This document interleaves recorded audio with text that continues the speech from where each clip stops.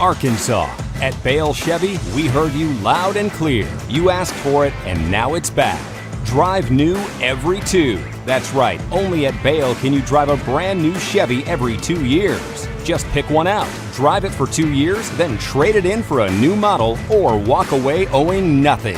Drive new every 2. Just another reason it's better at Bale. Come see us today or shop BaleChevrolet.com. As a family, the community's given a lot to us, so it's our opportunity to give back. And one way I do that is by coaching these boys. I love watching them learn. I love sitting in the huddle with them and watching them go out and do what it is that we've been working on. The boys have to learn how to work as a group and work as a team to win the game. It's the same thing at the dealership. It takes everybody every day to service the community. It's better at Bale!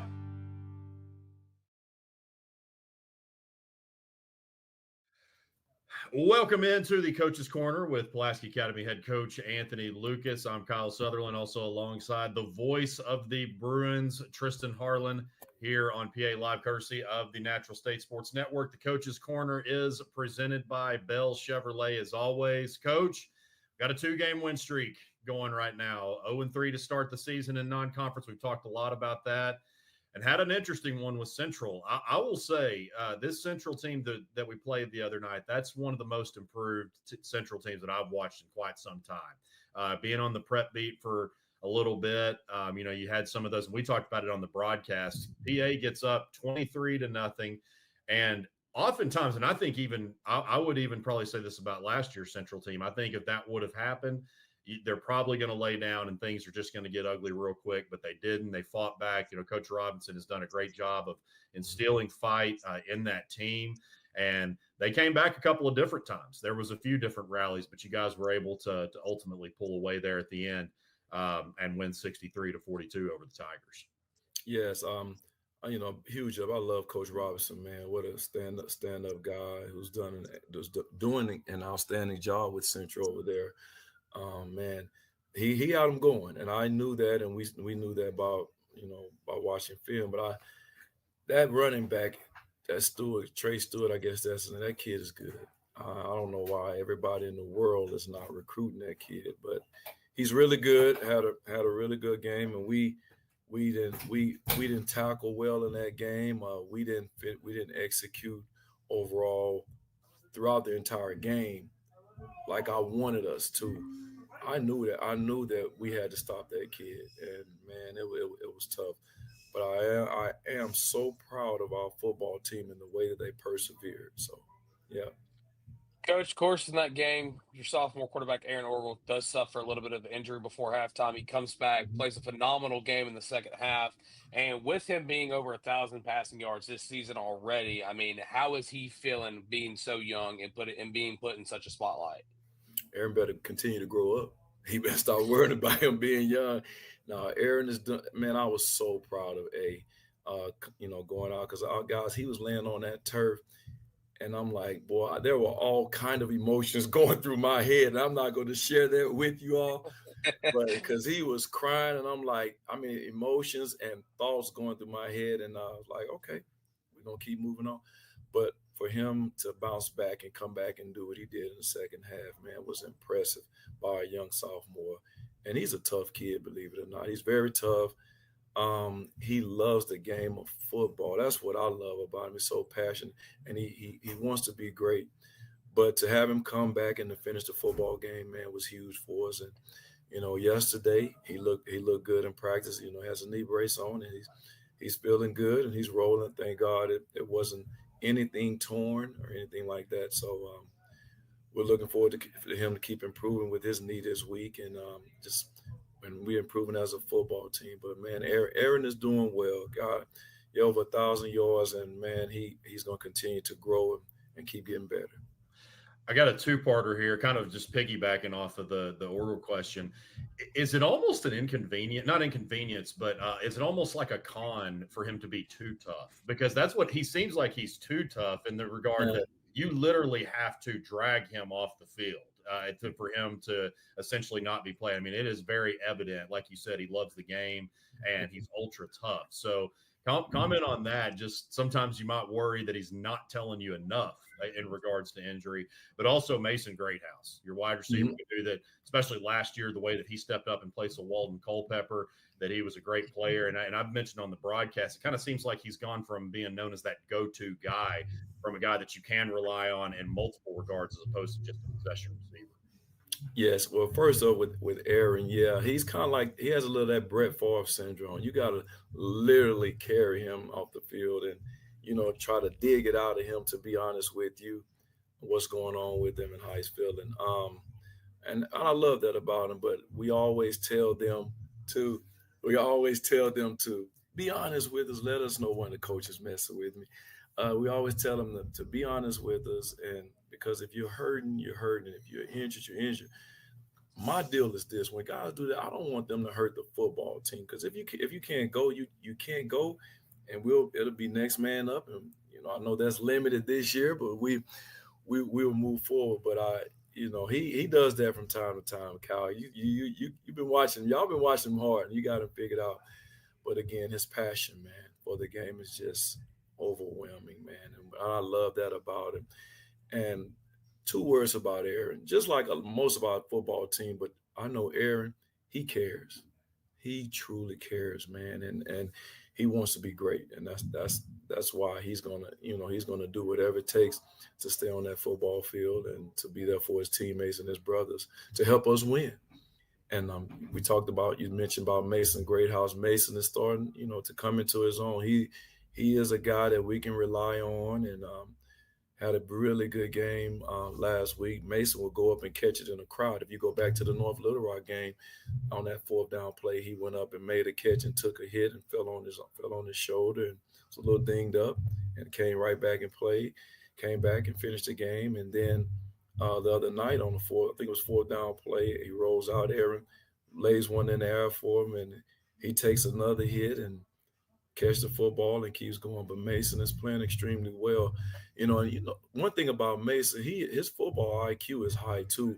We have, some plays in our offense where he has to run his route a certain way, or to rub a guy a certain way, or do something, and he does it just like he's been doing it all his life, and that is very special. We watch him; his effort, is pretty much always good for us, and he's just having fun, man. It's his senior season. He told me, I remember in the summer, he said, "Coach, I'm gonna leave it all on the field this year.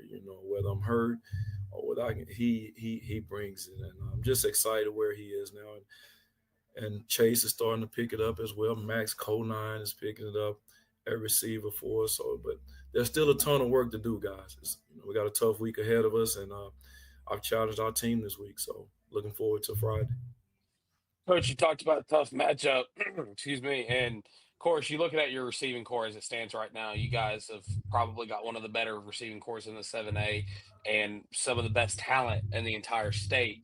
Well, it's about that time where your original starting quarterback, William Sabota, is going to be coming back. And I know he played a little bit of receiver last year.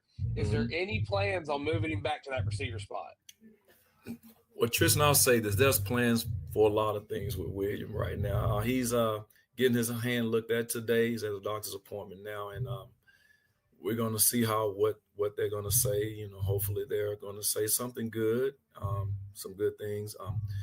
Will be good to have him this week. I don't think we're going to have him this week, but he could possibly be coming back at Q, or coming back at receiver, coming back at linebacker. We don't know. William, when he gets back, he'll be back, and we're gonna utilize him wherever we see fit for, to help our football team continue to win. But he was excited, really excited about that a doctor's appointment. So I'm anxious and excited to hear what they're going to say too, so we can move on to the next phase. However, I don't think he's going to be playing this week though. Mm-hmm. Coach talked about Trey Stewart, the fantastic running back from Central, got offers from Arkansas, Penn State, multiple P4s. Then you look at this Bryant team this week, and they got 3 backs. That one of them in particular, just as a top 300 player per Rivals, TJ Hodges just committed to Missouri. You also look at Colin Robinson. You look at Zach Curtis Jones, and it doesn't obviously stop at running back. You've got the receiver Kamari Austin that's going to App State. Caleb Mm-hmm. Tucker's also committed to college. Look on the defensive side, you've got 2 OU commits. You think about and you just look at this star-studded cast for Bryant, and it makes a lot of sense why they are number one and also the defending state champion. They're loaded. They're loaded, and that's how it's always been with Bryant. And they're a really good football team, well-oiled machine. Yes, they got a three-headed monster at running back, and they're talented at defense on defensive side of the ball too, at multiple positions. And you have to respect that. Bryant has been the team in 7A over the the past 8 or 9 years, despite them losing one year here, but. They have a great program down there, and I have all the respect for Quad Sanders and his staff and his team. They're going to, y'all hit it. They're going to basically line up and tell us that we are better than you. They don't do anything fancy. They're going to try to run the ball down our throats, and they'll hit you with a couple pads. They'll try to stretch the field, ever so often. But for the most part, Bryant is a team that says, my guys are better than you. Can you prove it to us on Friday night? And I told our guys that's what, y'all walk around campus, like y'all the big men on campus and things like that. I say, but hey, you're going to have to be ready to play. And this is your time now. You always say, hey, I want to go one-on-ones. I challenge my receivers. I say, you always ask, Coach, are we going to do one-on-ones today? And now you get your chance. You get your chance this week because they're going to line up and try to jam us off the line of scrimmage. They're going to be physical. They're going to play, they're just going to play a physical brand of football, and that's what Bryant do. So again, I'm challenging our kids, and we're looking forward to the challenge. We're at home. It's a pink out game. This weekend should be a really good crowd, and when we line up at 7:00 on Friday night, we'll know for sure which team is ready to play. So. Coach, a little bit, I guess, off topic about this week, but just about a player in general. Of course, Chase Hancock, he has an official visit to LSU Saturday for their homecoming game. What does that mean for you as a coach to have one of your players get an official visit at such a prestigious university like Oklahoma or LSU or any of those colleges like that? And I love that for kids to get seen by a lot of colleges and to be able to have visits and things like that, because that's what they play for. A lot of kids, not just our kids, but kids in general, they play this game and they put so much time in and work in the off-season effort in. And when you're showcasing your talent out there on the football field, these coaches are finding that and they're seeing that. And so I'm excited about Chase having to go to LSU. However, my biggest thing with all the kids and, my kids in general here at Pulaski Academy, you get all of those things, but you need to stay humble. The biggest thing is stay humble and, enjoy the moment. And because no matter, how many offers all this, if you're worried about this team looking at you have to prove it on Friday nights. The film don't lie. And so if you're making plays, people will find you. I'm a living example from Tallulah, Louisiana. I didn't have all the social media and things like this coming out back in the days. But they found me, Coach Fitzhill from the that was recruiting me from Arkansas. He found me. I was recruited by a lot of other people. My point is that's huge, and I'm so happy for him and any of our other kids that have visits, man. And it speaks volumes of our program, and then also speaks volume of Chase and the work that he has put in. And we know how that, if you keep up with him on social media, his dad does an outstanding job. And so I really am happy for Chase getting the opportunity to go down to LSU. I think this will be his third time actually going down there. So, but I need Chase to really stay focused on this week.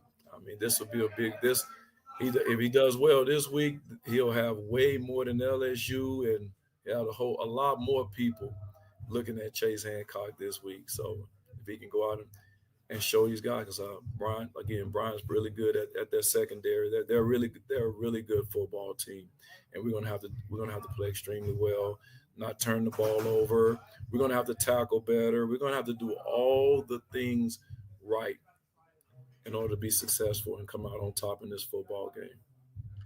We'll wrap things up here. I was wanting to ask you about their quarterback situation because it's very unique running two. It was kind of that was one of the things that a lot of people questioned during the season. Man, you're loaded everywhere, but who's going to play quarterback? And it's kind of worked out well. Similar to 2020 with you guys when you had Nolan Buffett and Charlie Pfizer. I think that's probably the only time that PA's run the two quarterback systems and it worked out.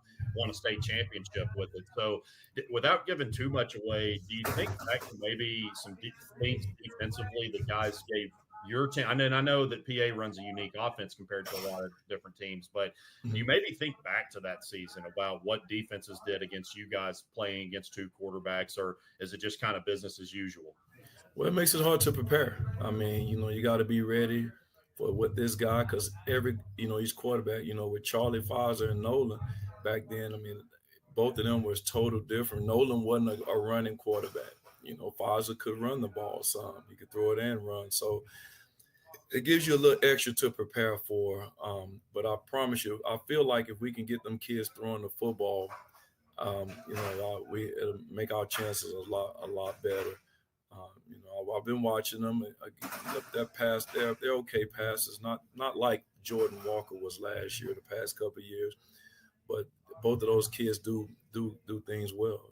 One is a better passer, one is not. One runs better, one doesn't. So, and our coaches, our defensive staff is aware of that. So we just got to be ready for whatever they're going to bring. And again, the biggest thing this week is everybody's in the right position and being able to tackle well and keep those backs contained and playing extremely hard. And offensively is that the fact we can't turn the ball over. We cannot give them any leeway on offense and, giving them easy things to score off and things like that. So, but it's going to be an interesting ball game. We got a lot of things that we're working on, trying to adjust some things that we didn't do well last week, which you always do. But we got some other things that we're working on, and we know what we have to do. Guys, Brian is Bryant. They play extremely hard. They're loaded. They got 1,000 players, and we have 56 guys, and and all the guys that's gonna be able to play. We're gonna come, and we're gonna come with everything that we have, and we'll be ready. So we're not gonna lay down. I guarantee you that. So for the people that's thinking that's an issue, that's one thing we're not gonna do. I was disappointed in our playoff game against them last year, but we won't have a repeat of that. No way. Everything gets started, 7 o'clock kickoff, and we're back at home for 2 games in a row. The only stretch this year where we got 2 back-to-back, but that's going to be nice to be there for 2 straight weeks. So, no doubt, man. Forward to that. Of course, we got a 3-way tie going right now between Bryant, PA, and Conway for first place. So a lot on the line this week as we. Oh yeah, man, it's crazy. We're at the halfway point of the season. It all. I know it, man. Incredibly quick. I was telling my PA, I send my email out every week, and I was telling the family, the Bruin football family, wow, we're halfway through the regular season already. So, but guys, it's gonna be exciting night, Friday night, great weather, and it'll be some good football. And I know Brian hates us, but hey, we're gonna be ready to play. I guarantee you that. So, y'all come out and as always, man, thank you guys for what you do for Bruin football and for everybody else around the state, and we'll be ready to go. God bless you guys, and go Bruins. That'll be it for this week's edition of the Coach's Corner with Anthony Lucas. For Tristan Harlen, I'm Kyle Sutherland. We will see you at kickoff. Go Bruins. Yes, sir. Hey, everybody. Welcome to another week of Pulaski Academy football here at home in the booth. For the first time ever this season, you're seeing our beautiful faces that is going to be calling the action tonight. Of course, you already know who I am. At least I hope you do. Voice of the Bruins, Tristan Harlen here with the former offensive line coach that you should know if you're a PA fan. Wow, I can't talk. Blake Amsler, and the always infamous, the beautiful, even without the hat, Kyle Sutherland. Guys, the PA Bruins are playing the Bryant Hornets tonight. Yeah, and I think this we've obviously played some tough games, so I think this may be their toughest game of the year. Just national rankings, all that stuff.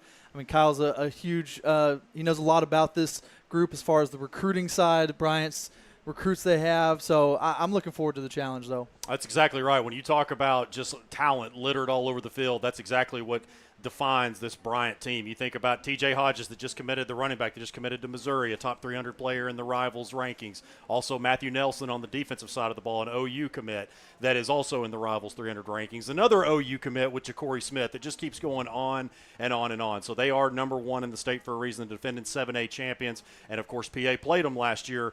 The first game, guys, in the regular season was actually close. It was until about the fourth quarter, and then Bryant ran away with it. PA, as Coach Lucas said in the coaches show, he's looking for a much better effort than what he got in the playoffs last year. Right, well, tonight's pink out for the Bruins. Of course, they come back home after a dominant victory against Central. Of course, Aaron Orgel, he had a great game, and we're going to talk about that here in a minute. But, I mean, Blake, just from your experience as a coach real quick, what does the pink out mean to the Bruin family? Well, I mean, everyone's affected by the big C word, cancer, and October is the Breast Cancer Awareness Month, and so we've always celebrated it, behind the scenes. But many years back, I'm trying to remember the exact year that we got these pink jerseys that we will see tonight.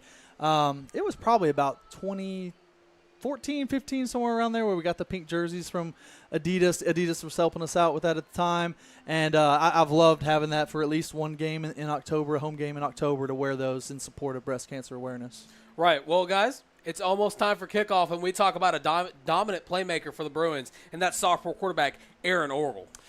I'll tell you guys, we've watched his development really from the time that he came in to relieve William Sabota in the Robinson game. And we've talked about it. By the time that he came in, there wasn't really a whole lot going on. Robinson had already ran away with it, so it really wasn't a competitive game. But really, each game since then, he's really just earned the respect of his teammates. And look, they respected him coming in, but just the toughness that he has shown. He's fought through injuries. He's rebounded from interceptions. The way that he has just continued to evolve in this offense. Really, you think about all these juniors and sophomores that are playing for PA right now, they're not underclassmen anymore. It's halfway through the season. They're seasoned veterans at this point, and they're going to have to really show that tonight. We see the 519 yards, 7 touchdowns last week at Central, and then I'm sure a lot of you saw on social media posted that he's the number one passer in the state with 1,759 yards already this season passing. So definitely just been a huge contributor this year, and then step up of William going down early on in the first game. Right, and you look at the passing yards as of the 8th of October at 6:35 p.m. and I wanted to include that just so we knew where these stats were pulling from. But I mean, you look at the list. You got one guy from Fayetteville. You got another guy from Sheridan, Hot Springs, quarterback that the Bruins saw in the benefit game at Jonesboro. So Aaron Orgel is in great company for being just a sophomore. Yeah, absolutely. The Fayetteville quarterback you're talking about, Hank Hendricks, he's one of the top. I was talking about the Rivals 300 rankings. He's in there for the class of 2027 after moving in from Bernie, Texas throughout the offseason. And I'm sure Kane Archer's up there. Kane Archer is in that group as well. Kane Yeah. Archer's never lost. It's, of course, the Greenwood quarterback going to Central Florida, never lost a high school game. So, PA quarterbacks are going to put up numbers. But, again, the way that Aaron, especially the way that he's bounced back, not just from some injuries that he sustained, or maybe not necessarily injuries, but more so just being a little bit banged up. Yeah. But the way that he has just continued to evolve, get those chemistry with his receivers has been fun to watch unfold. Right. Well, Blake, the Bruins played Bryant twice last season. What did those two games mean for the Bruins, especially how the playoffs went for the team? Well, I'm thinking about the regular season was the first time I think that we'd ever played them in a real game. We played them in scrimmages before that for many, many years. And so you've always kind of got that in the back of your head, like, well, that was just a scrimmage. Last year, first game of the regular season was the first, real man-on-man, let's get it done regular season game. And I think they really got some confidence from that one in that it was a somewhat close game back and forth, ended up losing it. But then, to me, the end of the season in the playoffs last year was a little defeating, getting mercy ruled. And so I think they kind of – PA had to go away from that and learn some lessons of what do we need to change to get better and be able to beat a team like this. Right. Of course, we talk about this matchup, and complementary football is a must for PA. I mean, their defense has got to help their offense and vice versa. But, Kyle, I got to ask, what do the Bruins have to do in order to beat the Hornets? Well, I think first and foremost, you got to make sure that you extend your drives. You want to try to keep this, because that's the thing about Bryant is they run a 2-quarterback system, and it's worked well for them this year. That was one of the biggest questions coming in with Jordan, a 3-year starter, Jordan Walker, graduating. But you've got to be able to extend plays, because Bryant is just – their offense is basically just we're going to line them up, and we're going to have 3 running backs, and we're going to run it right at you, and we're going to try to show you that we are better than you. And they've done that so far this season. You think about really all throughout last season. I think they're on a 18-game win streak dating back to the beginning of last year. So Aaron Orgel needs to make sure that he extends drives, keep the offense out of their hands, and then defensively, I mean, you must stop the run. This is a game we played a really good running back last week that's got P4 offers, and then you're facing 3 really good ones tonight, as we talked about, headlined by TJ Hodges. Right, so we talked about the Bruins. Now, what do the Hornets need to do in order to come on the road to beat the Bruins here at home? Well, I think the biggest thing for them is they just got to – probably the biggest opponent of theirs so far this season has been themselves. And what I mean by that is you look at the first half of last week, and Bryant he was either 9 or 10 penalties, just a little bit sloppy kind of in all 3 phases of the game. Then they ran away from Little Rock Christian in the second half. And Coach Quad Sanders has talked about that. So I think just cleaning up those penalties, but really for them, they've got to get with this great defensive line, this great front 7. It's just like every other team. They've got to put pressure on this young sophomore quarterback. And, if they do that, then good things will happen for them. Right, so keeping things with the Bruins, Kyle, who are some of your players to watch tonight? I think first and foremost, talk about Aaron Orgel. We mentioned, of course, Mason Greathouse had maybe the best game. The wide receiver, the senior, had probably the best game of his PA career, one of them. Last week had over 200 yards receiving. I think it was 3 touchdowns. And then defensively, you look at Hartford Lowe, the safety that is, I believe, 18th in the country, first in the state, with 6 interceptions. So, man, you've got some guys that are really, as PA players typically do, they do put up stats. And so you've got some guys that are really producing. I think those are 2 to really watch right there. I guess 3 that I mentioned, 2 on offense, 1 on defense. Right, of course, you see Hartford Lowe last week against Central, 7 total tackles, 2 interceptions, 2 like you were saying, Kyle, definitely a playmaker to watch on the defensive side of the ball tonight. But talking about the Hornets now, what do the team of all the D1 commits in the world need to do to run away with this one? Well, I think it's really literally run. Just keep running the football, because that's what Bryant has built their dynasty that they have, winning 6 of the last 7 state championships. It has been based. Now they've had some good quarterbacks, Jordan Walker, Austin Ledbetter. They've had some good ones in that span, but they have made a living out of just running it down your throat and playing great defense. That's what they do, and that's how they've beaten so many people over the last 6-7 years. Right, of course, there you see TJ Hodges, 500 rush yards, 140 reception yards, 7 touchdowns, recently committed to the University of Missouri to play for the Tigers. And, Kyle, I understand you know a lot about both of these teams, but we talking about offense, talking about dominant players, you can't mention Bryant without talking about their defense. Yeah. So who's maybe somebody on the defensive side? Well, I think, of course, the 2 that I meant, the 2 OU commits, Matthew Nelson there on the edge, number 4, and then also number 10, Ja'Cory Smith. Ja'Cory came over from Parkview. You see him right there on your screen. He was on 2 of those 3 straight national state championship teams. Great linebacker, great edge rusher there. So it really kind of starts with those 2 first and foremost. They've got a great secondary too. I mean, it's crazy to say this with all the great defenses that they've had through that run, but this is maybe the best one that they have had throughout those years. When you date back to 2018, it's certainly up there. Right. Well, we're 4.5 minutes away from kickoff here at Rector Field at Joe B. Hatcher Stadium. Tristan Harlen here with Kyle Sutherland. Our third member of our crew, Blake Amsler, is on the field awaiting the Bruins to run out so we can get a quick word with head man Coach Anthony Lucas. And Kyle, I mean, you say so. We talk about this matchup so much. We talked about it on the coaches show. We're talking about it before kickoff.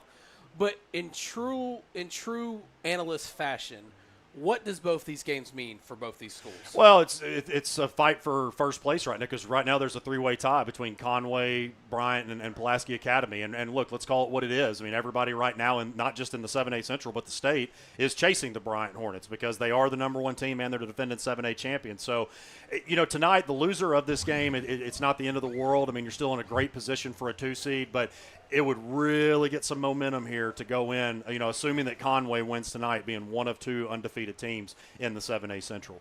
Right, and you look at this matchup tonight. Of course, it's pink out, so all of our Pulaski Academy themed graphics and everything like that of such nature will be featuring that pink color due to, I guess, the theme is kick out cancer or something along those lines. But you talk about this matchup and looking at the scoring offenses for both these teams this season. Of course, Bryant scoring 46.6 points a game to PA's 33 points. Now, again, you factor in the 3 non-conference opponents that Pulaski Academy had, the Robinson, the West Monroe, and the Highland Park. Well, Highland Park scored a bunch and all that nature. But, Kyle, in your opinion, do you feel those games that PA played early in the season better prepared them for this matchup tonight? Oh, there's no question about it. And I've said it many times that I think that PA probably played the toughest schedule of any team in the state, regardless of classification. But then you also look, these Hornets played a really tough schedule too. I know that Benton might be a little bit down and Parkview might be a little bit down from what we've seen over the past couple of years, but they played a really good Newman, Georgia team. I was actually at that one. That was during our bye week in week 1.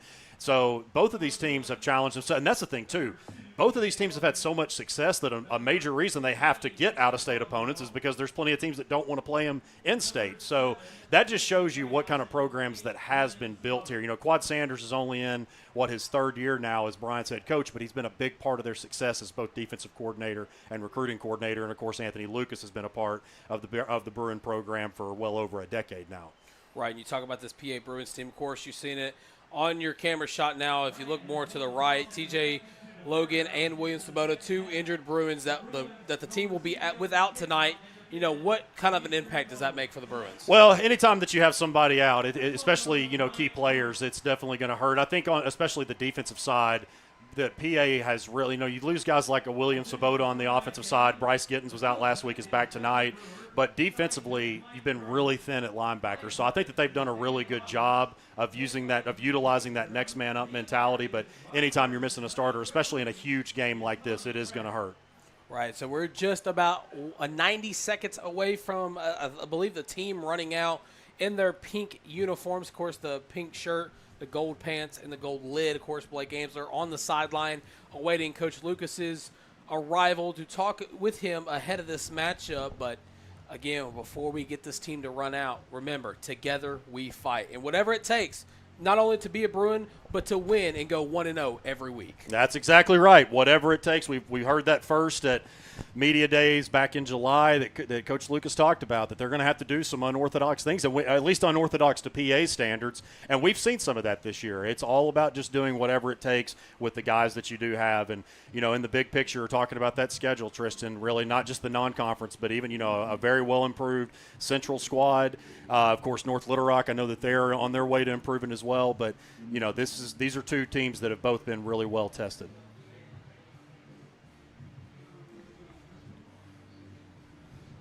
We've got our officiating crew tonight. The white hat will be Tommy Kraft. Umpire will be Robert Burris. Head linesman James Durham. Line judge Dan Robbins. Side judge Mike Durham. And field judge Justin Brewer.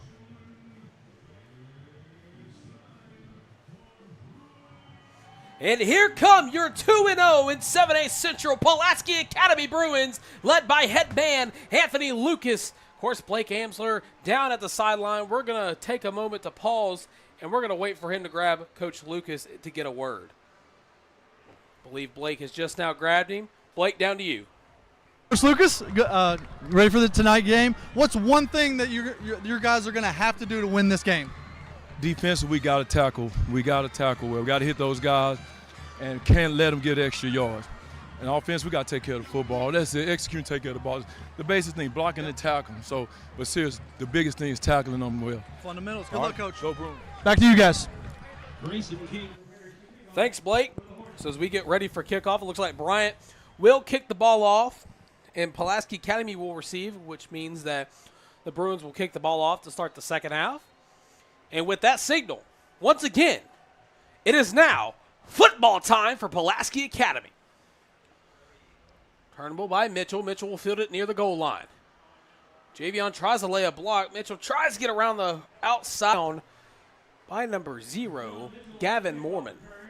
So it'll be 1st and 10 for the Bruins, of course, led by the number 1 passing yards leader in the state, Aaron Orwell.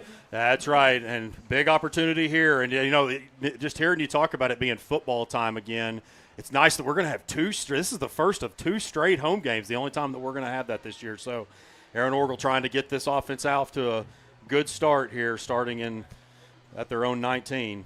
Of course, 2 of the linemen for the Bryant Hornets wearing those Guardian caps, new to, high school football this season to protect players' heads due to the content that they take on a play-to-play basis. Yeah, that's right. And they'll wear them. They'll see some that will. And I think they were kind of becoming more popular. You were kind of seeing like one or two here and there last year. I've seen it a little bit more between teams this season. It'll be 1st and 10 from the 18.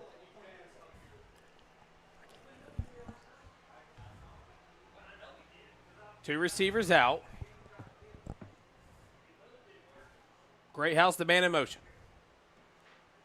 Orgel calls for the snap, drops back, pressure coming immediately. He's got to get rid of it, and he gets sacked on the first play of the game. That's a number and a name that we were going to see a lot of, number 99, Malachi McDonald. I've called him Baby Warren Sapp since his sophomore year. Just an absolute wrecker there in the middle. Looks like they may have lost a yard on that sack, so it'll bring up a 2nd down for the Bruins.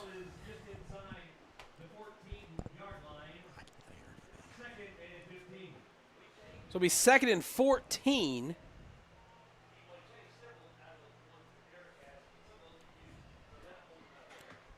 Here come the Bruins once again.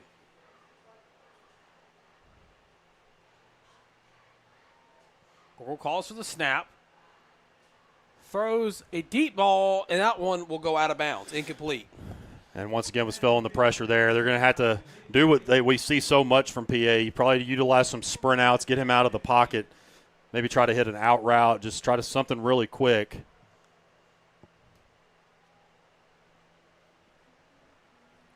This will be 3rd and 14 now for the Bruins.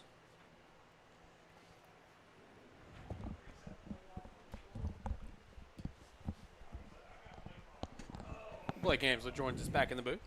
Hey, fix a little scoreboard issue on the way up. No problem. Man of many talents. 3rd and 16. PA going to audible out of that initial formation. Orgel going to stop. He's going to throw it, and that's going to be incomplete, intended for Javion Walker. So 4th down will be coming up for the Bruins. Yeah, and if he would have caught that, it looked like Terrion Jones had that covered up really nicely. So 4th down already for the Bruins. Bryant defense doing what we know it can do, getting great pressure. Be a Homer's Kitchen 4th down. Orgel's going to punt it. Wow, it's going to be a deep punt. Opposite fields, but it will be returnable. Greathouse trying to make the tackle, and he does. That was returned by number 26, Anthony Ellis. So here comes the defending 7A state champs, the Bryant Hornets. Yeah, here comes that offense onto the field, and I imagine that they're going to go with Jeremiah Motes. I think Jeremiah has gotten the start in most of the games, and then they'll bring in Kyler Shelby as well. Oh, and it is actually going to be Kyler Shelby, number 15. Yeah, he was taking a lot of the pregame snaps for them as well. So we'll a little straight eye formation, huh? Get to see what the junior can do. 1st and 10 from the 36. They'll hand the ball off. Trying to break away. You'll only gain a couple on that one. I believe that was number 1 on the carry, TJ Hodges. Yeah, that was Hodges getting the start there, and they're just going to feed whoever has the hot hand out of those 3 backs. Oh. 2nd and 7. There's a PI roofing penalty flag on the field. Be a false start against the Bryant Hornets. Kind of rinse and repeat from their last game against Little Rock Christian, where they had a lot of penalties. Yeah, that's right. 10 in the first half, I'm pretty sure. I know it was at least around 8 or 9. I'm pretty sure it was double digits by the time they went into halftime. Those type of little 5-yard penalties out there really help the Bruins out, make it a 2nd and long. Throwing to the flat. And a host of pink jerseys surrounding him, brings him down. That was brought in by TJ Hodges. Wasn't sure who the first Bruin to make contact was, but nonetheless, that brings up 2nd and 12. Third down, excuse me. I'm looking at the board instead of the chain gang, and you already know what time it is, Kyle. Yeah, that's right. Mo Bamba, baby. And what a great containment right there, because that's where TJ Hodges is also dangerous on those swing passes. He is a burner. I believe about a 10-6, 10-7, 100. It's going to be 3rd and 13 from the 31. Quarterback's going to drop back. Pump fakes once. Evades. Still going. And he throws it incomplete. A 4th down's coming up, but a PI roofing penalty flag comes out late. That's a weird spot for it. It's not a doesn't seem like a pass interference. It may be something on the quarterback.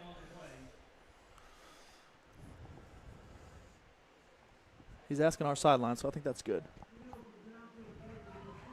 So will be an eligible receiver downfield.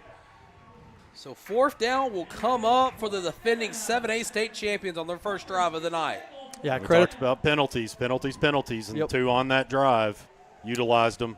Yep, and what that does is once you get them into a deeper situation and you can cause the younger quarterback, the less experienced quarterback to have to throw, get some of those quick screen passes out like they had on 2nd down, and then cause pressure like we just did on 3rd. That's a good recipe for PA.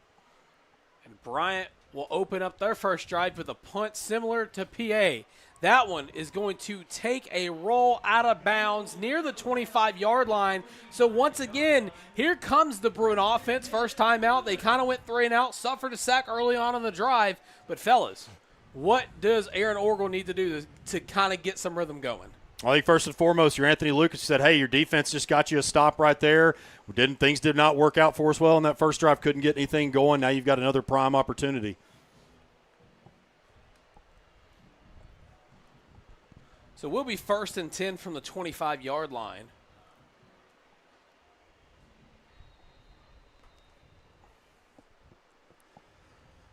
Of course, a good turnout for Pulaski Academy tonight. Don't believe there's an empty seat in the house.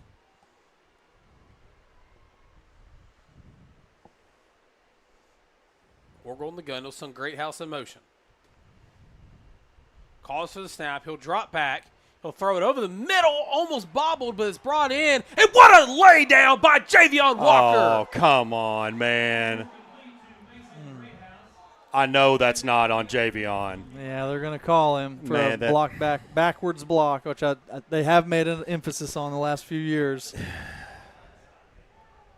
What you've got to do in those situations, he went and really laid the lumber like you called out, Tristan, is really just go there and get in his way, almost hands up. Yeah. And you're maybe even your back to him. You see that often in college. Yeah, and that's a good point, Blake. I mean, I understand they're just trying to follow, but it's not necessarily the most dangerous thing of all time, especially when if you think of D lineman size versus Javion. That's my thing. Is I agree with you. It's just like what more? I mean, what is he going to do? Tap him? I mean, I don't know. Well, and to play devil's advocate here, kind of in favor of PA, if Javion doesn't get out of the way and he gets hit from behind, and God forbid he gets hurt, then he's out for. I'm more so frustrated at the situation because it's just like, what are you supposed? Especially when the game is going so fast. That's my whole thing. So after the PI roofing penalty flag, it'll be 1st and 20 from the 15. Orgel sends Hancock in motion, pump fakes towards him, throws it. That's going to be brought in by Walker. Walker stays on his feet, still going. Tries to break away from another one, but it'll get brought down. He was tackled by number 36, Kevion Smith, the junior linebacker. A good hard run by Javion there to break one tackle, rolled off of it, but honestly a great hustle there from number 36 like you called out. He was, a backside linebacker that ran all the way across there to get the screen, so props to him on that. Yeah, I think that's kind of what they found. That's what I mentioned on that last drive was just trying to get those quick dump-offs there. Also, too, those underneath routes over the middle like we saw. I know it resulted in a penalty, but those underneath routes are going to be really big as well. So 2nd and 14 from the 21. Orgel takes a snap. He'll roll out. He'll throw it. That's Gittens who comes back in from injury, and he'll be tackled after gaining maybe 3 or 4 on that one. It'll bring up a 3rd down for the Bruins, but welcome back to PA football, Bryce Gittens. And that was what was there. Bryant was in a deep cover 3. They backed off with safeties and corners backed off. That short throw right there was what they had and what they gave the Bruins. He did it, took his yardage, and now brings up a much easier 3rd down rather than when you started at 1st and 25. So it'll be 3rd and 6 from the 29 for the Bruins.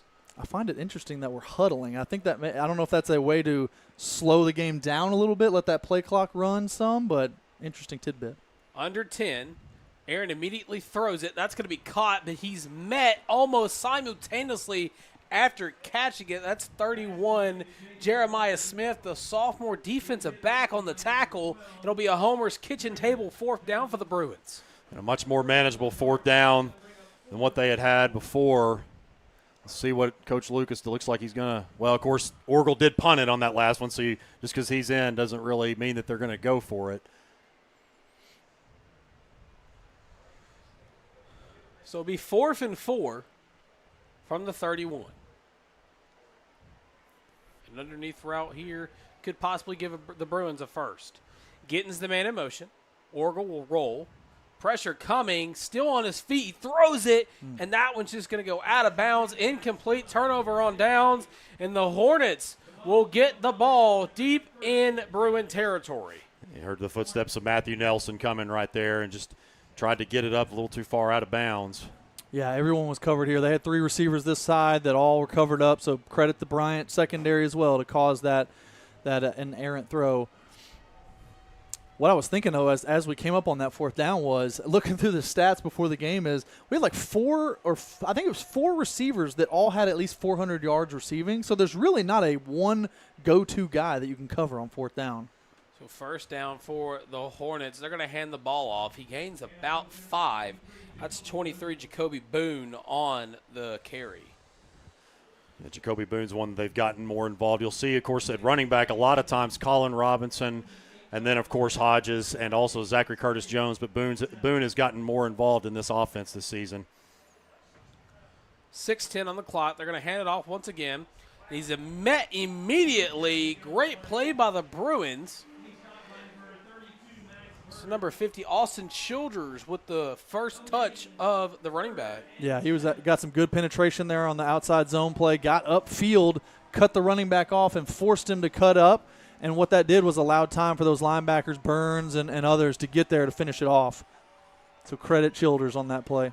So 3rd and 7. Quarterback's going to drop back. Pressure coming. Steps up. Will he get brought down? No, he won't, but he throws it to nobody. Incomplete. 4th down coming up.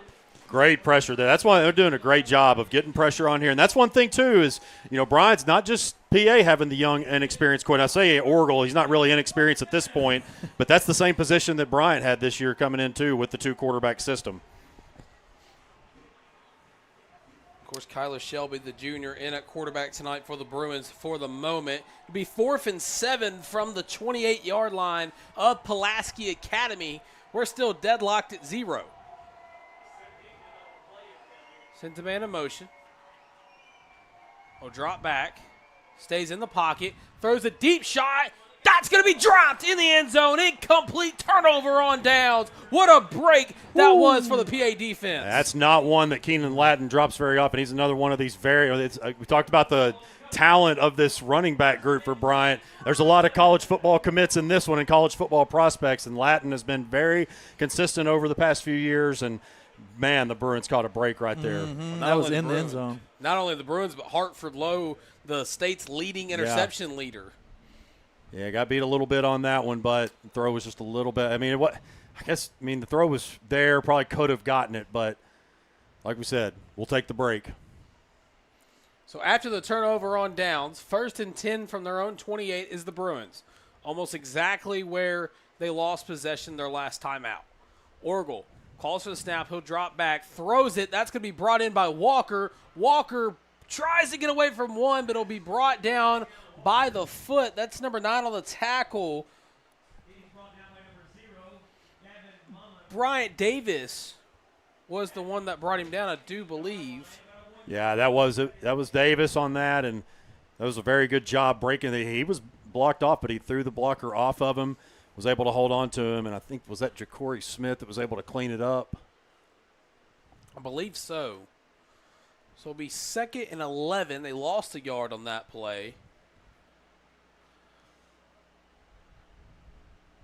Walker, the man in motion.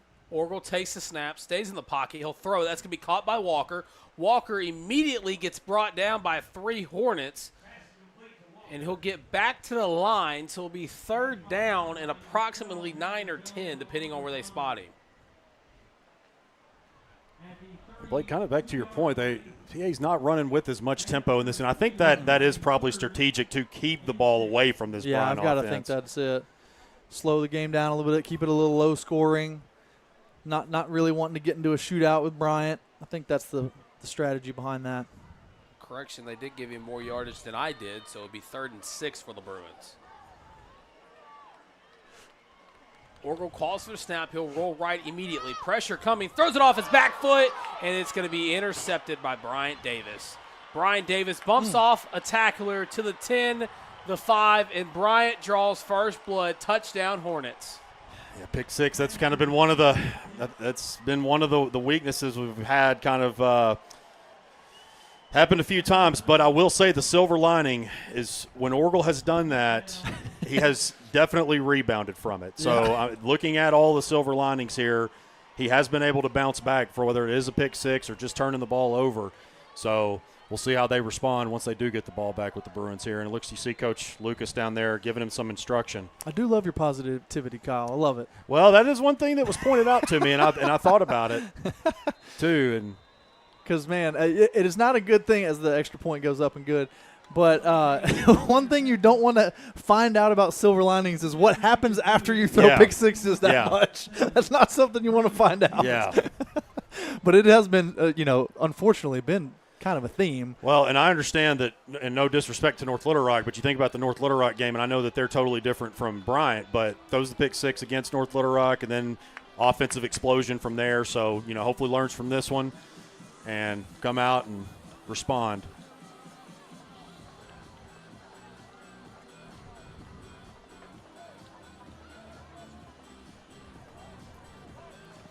So after the pick six, of course, Bryant up 7-0 with 3:37 left to go in the first quarter.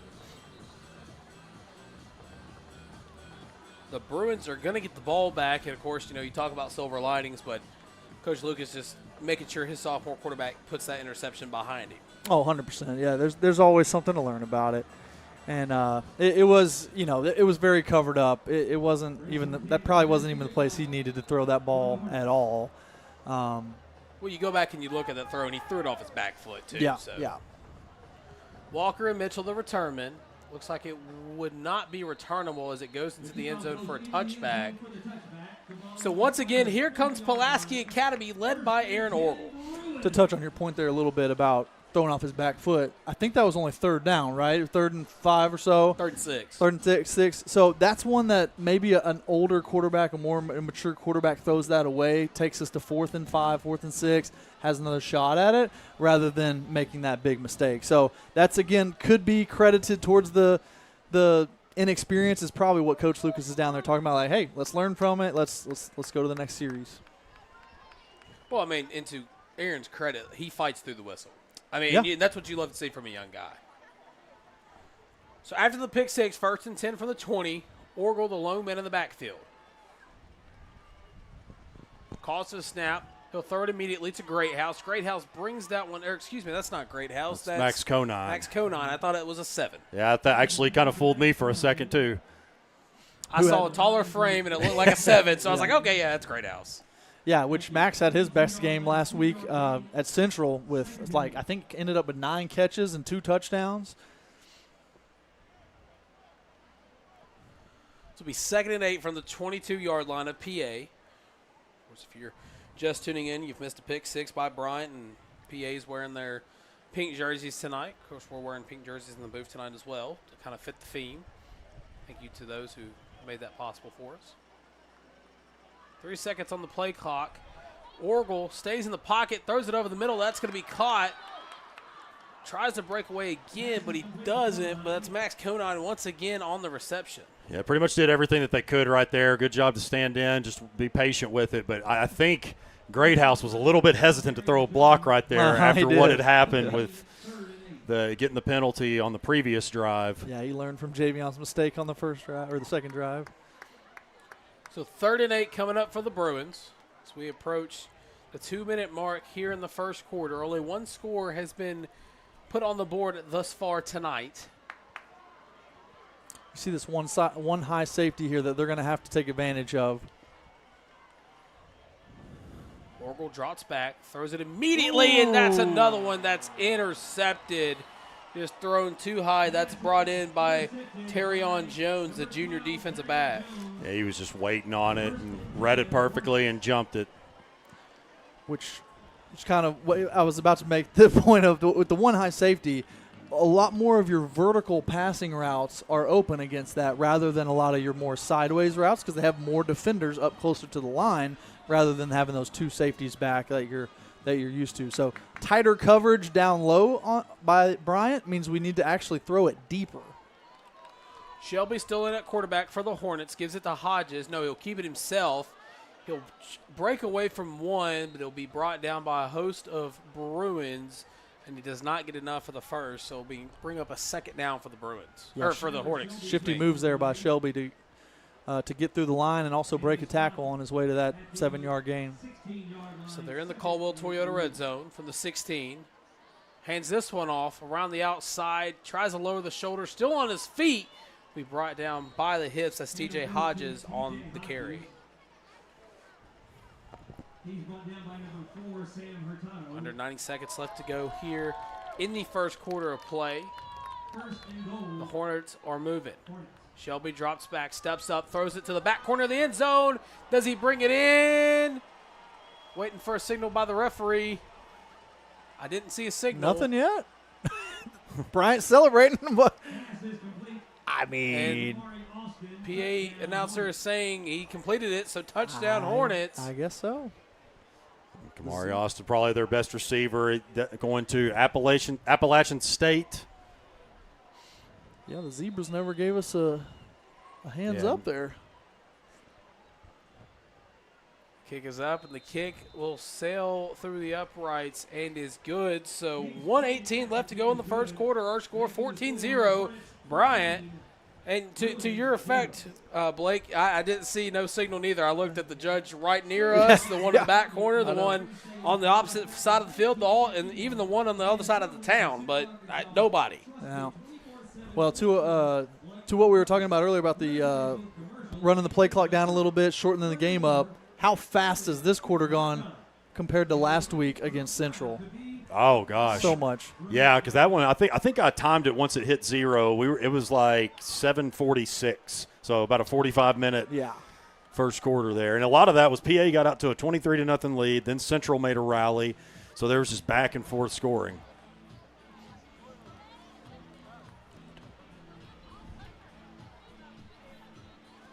After kickoff. Waiting the kickoff here for the Bryant Hornets. After this.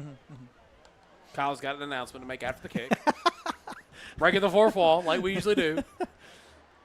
That one's going to bounce into the end zone for a touchback. Kyle, take it away. Well, let's tell you about our Bowen Heffley Orthopedic Student of the Week, Mr. Ryan Hutcherson. Congratulations to Ryan.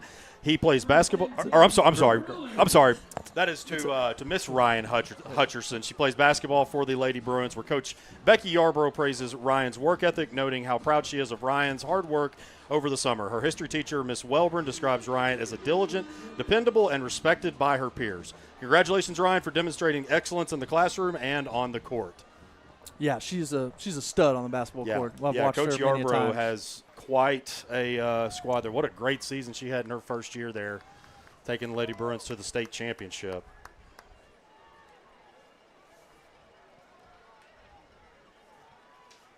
So 1st and 10 from the 20. Orgel's going to take the snap. Has an open man up the sideline. That's going to be caught by Konine. Using that 6'6" frame. Got 1 foot down. Let's see a replay here. And oh, what a play this was.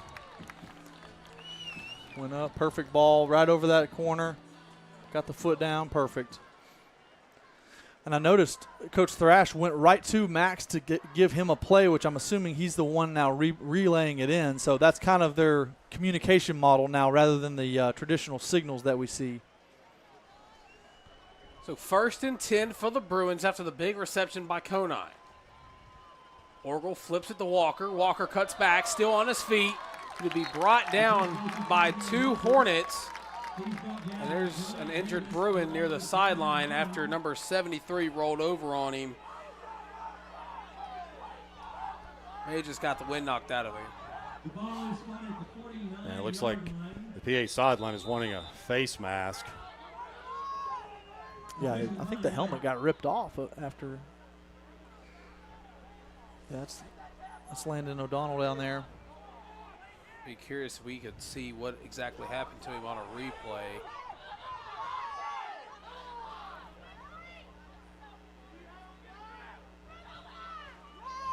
They were just kind of blocking each other, I think, and then he finished well through the block. Yeah. the lid just popped off. And, of course, the referees not throwing the flag but giving a couple of the coaches a sideline warning.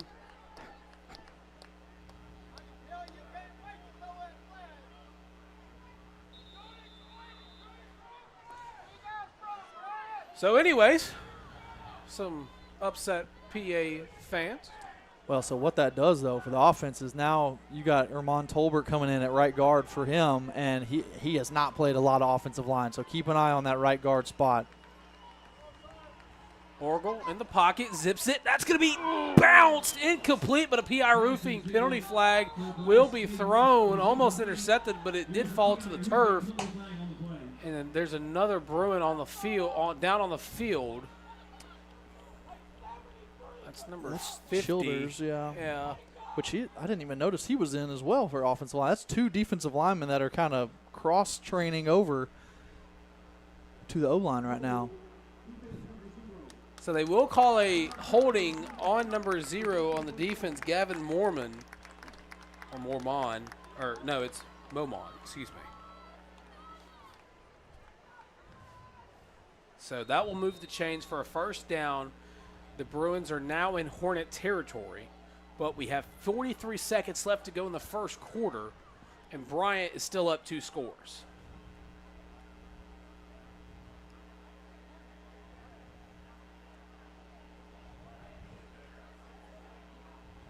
Come on, guys, get the play going.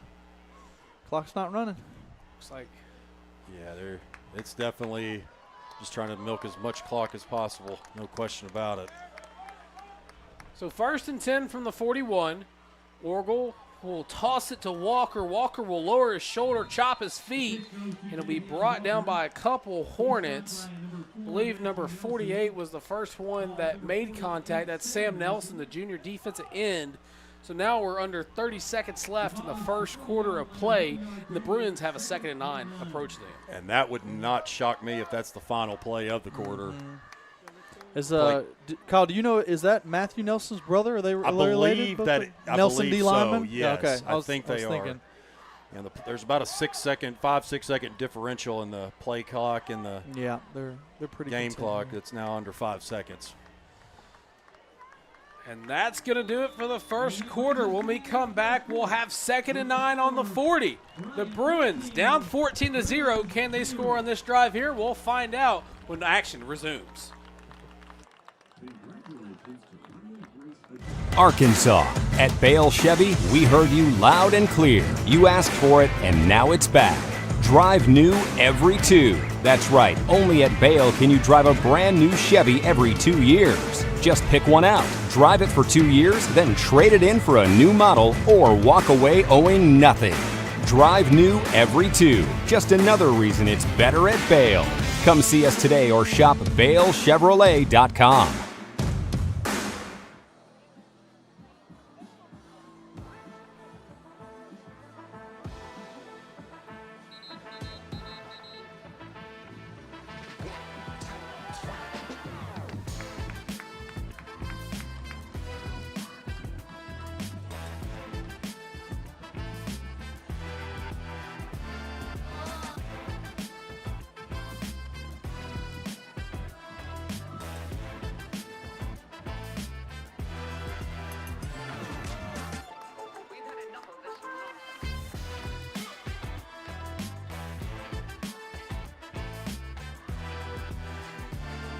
And welcome back. We resume action. 2nd and 9 on the 40. The Bruins down 14-0 in the booth. Tristan Harlen here with Blake Amsler and Kyle Sutherland as Aaron Orgel and his offense are trying to find the end zone on this drive here.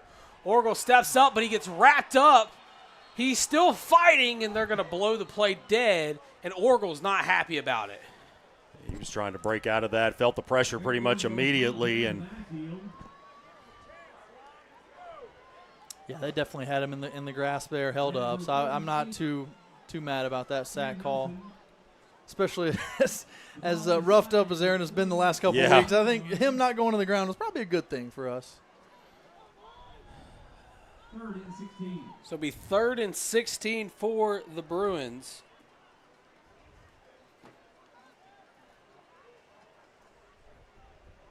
So they come to the line now.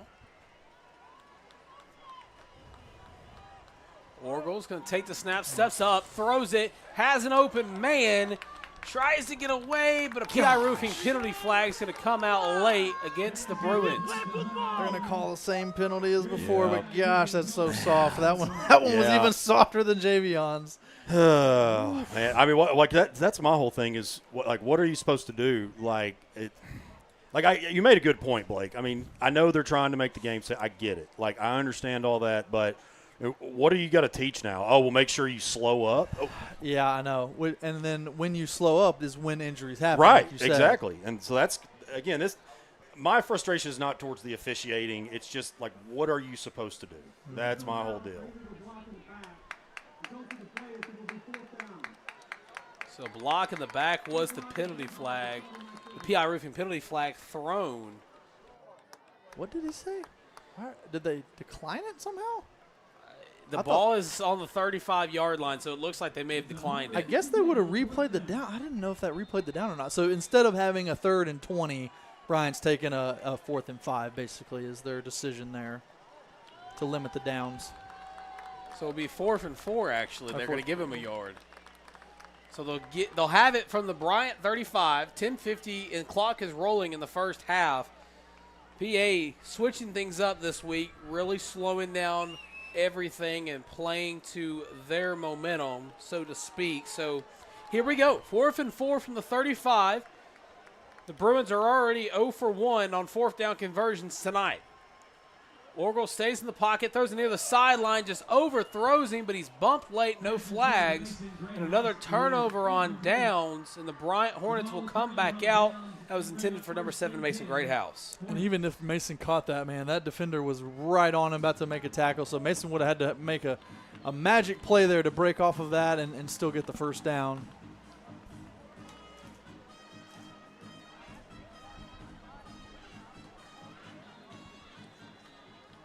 So it'll be 1st and 10 from the 35.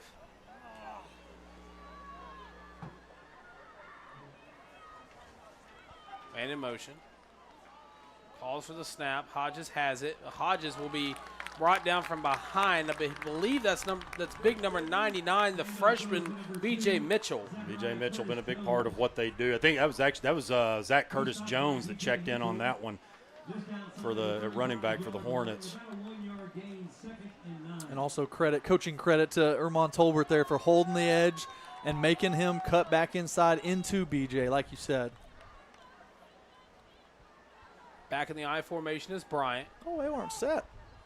They're going to run the halfback toss. And he'll get brought down.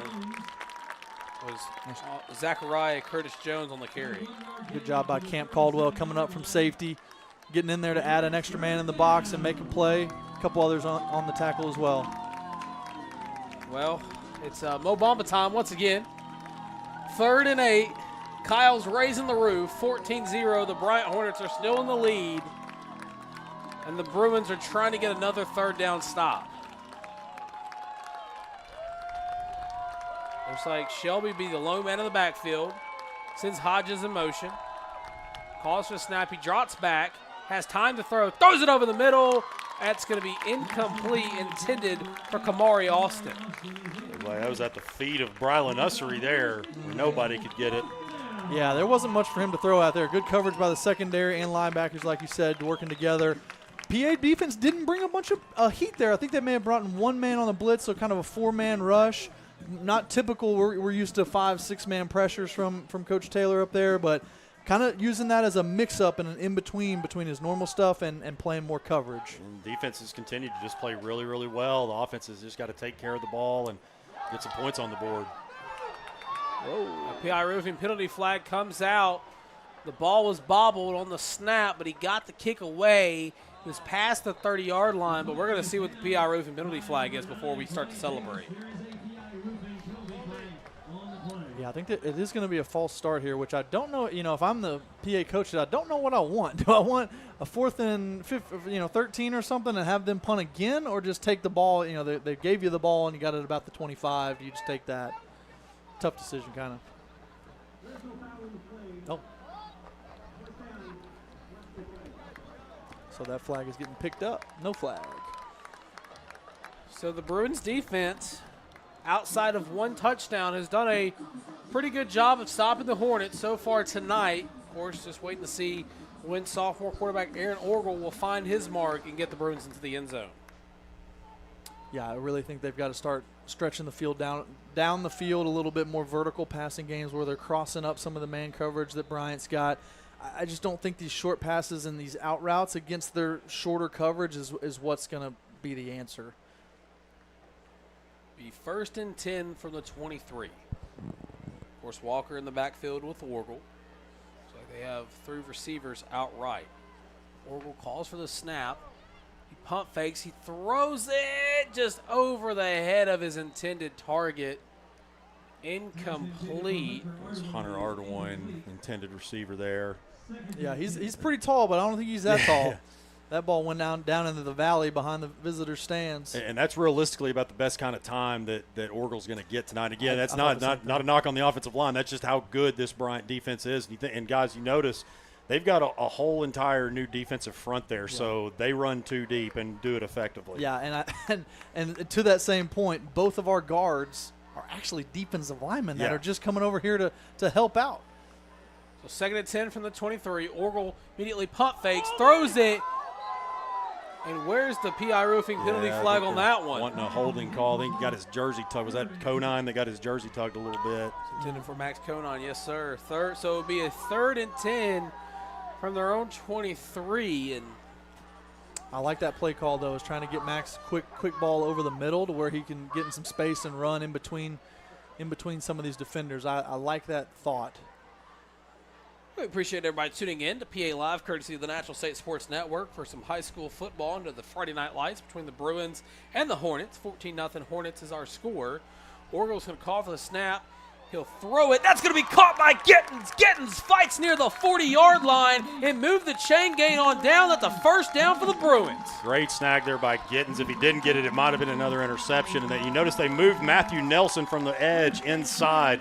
He got some great pressure, laid a lick there on Orgel. Yeah, Orgel bounced Aaron up. took a shot. Yeah, that's one thing they'll do. Bryant will stunt, but they'll also move some of those outside guys in. Yeah, get kind of a 4 defensive end look like you see in college and NFL. They've got enough guys to do that. So 1st and 10 from the 41 after the reception by Gittens. Walker in the backfield with Orgel. Orgel will drop back, throws it near the sideline, just couldn't find his man. He had 2 there for the moment, but I believe it was intended for Greathouse, so incomplete. Yeah, trying to hit that quick out route. Kind of had 2 guys in the same area, kind of trying to high-low the defense and just didn't have a great opening to throw into. So it'll be 2nd and 10 from the 41. 8:06 left to go in the first half. Of course, the Bruins still down 14-0. You see Bryant's moved to a 2 safety look. That guy's kind of creeping down now, but different defense. Orgel drops back. Pressure coming. Still on his feet. Throws it, and it's just incomplete, intended for Chase Hancock. And what a play by Orgel it was there to stay on his feet. Yeah, it was. Just got to get some of these balls down. That's the thing. We've seen some that in the past with Orgel that might be a little bit too short. We talked about it, maybe a little bit too short, maybe a little bit too far in front. But just got to get some of these balls down tonight. And he was under extreme pressure there. Yeah, it was a great job. I mean, certainly an incredible job to evade the pressure like he did and figure out. It looks like he is limping a little bit. Of course, he's got that big knee brace on. Mm-hmm. There's a timeout called by the Pulaski Academy. Bruins score 7:59 left to go in the first half. 14-0 our score here in the booth. Tristan Harlen here with Blake Amsler and Kyle Sutherland. Excited to call some Friday Night Light football here for the Bruins and the Hornets on PA Live, courtesy of the Natural State Sports Network. And, for the most part, guys, I can confidently say at this point in the game, the defense for the Bruins have not played bad. Exactly. And the biggest thing, we're seeing another big reason. I talked about in the pregame that Bryant has made a reputation of running it down your throat, playing good defense, but also, too, they make you pay for your mistakes. The defense has been playing really well. Of course, the offense had the pick 6 and then had another interception. So that's another example of how Bryant makes you pay for every single mistake. You almost have to play a perfect game against these guys, but they are very much in it. Yeah, you can't let your guard down either, though. Like from a defensive perspective, you've got to continually fight because that one play that you let up is when Hodges or one of these other 3 running backs is going to take one to the house. So no doubt. You got to keep playing. Yeah, we have not seen the true speed of TJ, and they haven't allowed him to have that kind of success yet. Hopefully it stays that way. Yeah, they bottled him up well. Yeah, if TJ – I guess that since his helmet came off, they're going to have to sub out for a play. I did think if you called a timeout, though, you could get him back in. I'm not sure why they're not letting Luke Edwards back in. So, again, one more offensive lineman down. Luckily, we get Landon O'Donnell just back in time to have another starter out there, but we're still rolling with two subs up there. Well, all right, we're going to resume action. 3rd and 10 from their own 41. The Bruins have the football. Of course, Chase Hancock one-on-one coverage down below near the score bug on your screen. Orgel rolls out, throws a screen to Walker. Walker still on his feet, gets a block. Running. Does he get enough for the first? I don't believe he does. He'll be close. I believe they're going to mark him short. So 4th down. Homer's Kitchen Table, 4th down coming up for the Bruins. Of course, they're 0 for 2 on 4th down conversions here tonight. Yeah, this is the best. This is the closest one they've got, the shortest 4th down. So this is still a runnable down. You could even run Orgel if it's only 1 yard. If you want to go 5 wide, you can hand it to Javion. You got a lot of options here on 4th and 1. Big Luke comes back at left tackle, so now Landon gets back to his normal spot. So offensive line's starting to try to get back to normal. Looks like they will go empty here. Sends Hancock in motion. Orgel throws it immediately to Hancock. Hancock brings it in, has a 1st down, immediately gets out.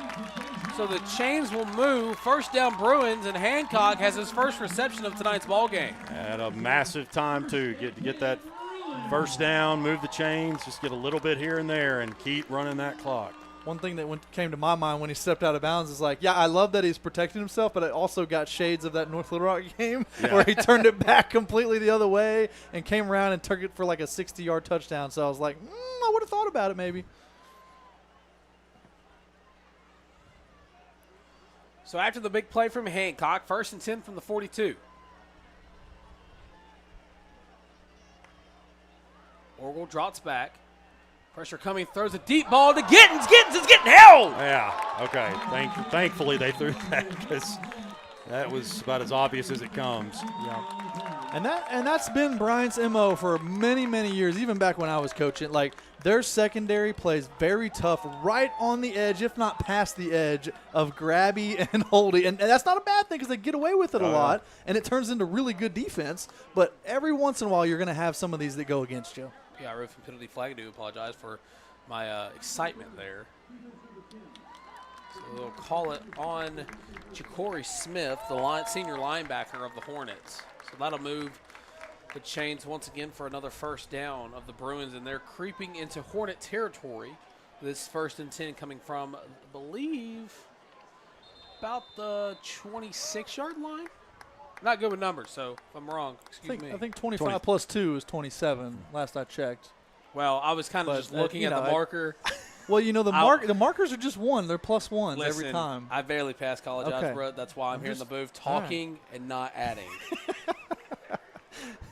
How many feet are in a mile? Joke's on you. I still don't know. So anyways, 1st and 10 for the 27. Because I'm probably getting made fun of in the comments right now, but it's okay. Orgel stands in the pocket, steps up, and he tries to get it away. What they call it incomplete, they will. Yeah. Luckily, he just found a way to get that out of his hands and pushed it towards Mason Greathouse. I don't know why they're running the clock. They're calling it a – okay. There we go.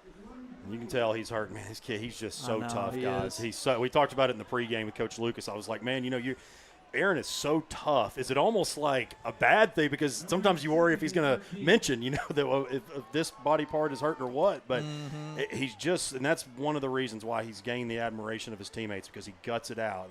He's been hurting a lot this year, but he just continues to keep going. So 2nd and 13 from the 30. Orgel's going to stop. He's going to drop. He's going to throw it immediately to Gittens. Gittens still on his feet, fights for extra yards, but he'll fall around the 25-yard line. So it'll be 3rd down coming up for the Bruins. So we're approaching 6.5 minutes left to go in the first half. Yeah, good effort there by Bryce to kind of break off that first tackle and jump for 2 or 3 extra yards. That type of stuff, it doesn't seem like much, but it does count. Gets you a little bit closer to that first down. It's a quick half for PA football. We're already down to 6 minutes. Yeah, so this is about the time that the first quarter ended last week against Central. Right. Like this exact time. Yep, exactly. I believe they're going to call the jump on Bryant. That was number 50. Guy Nix. Yeah, you see him running off the field. Got yanked immediately. And that helps us out right there. That's what we were talking about in pregame is winning that penalty matchup, and that gets us a little bit closer. Of course, after the penalty, it'll be 2nd and 3 from the 20. Yeah, roofing penalty flag, that is.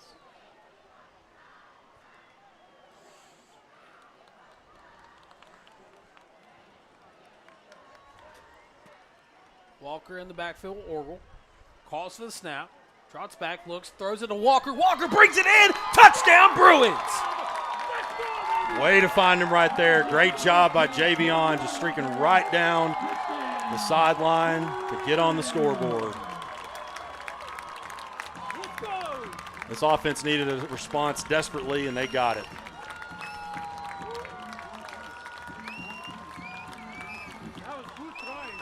Javion Walker punches it in for the Bruins' first score of the night, as now they're down 14-6 as we wait the PAT.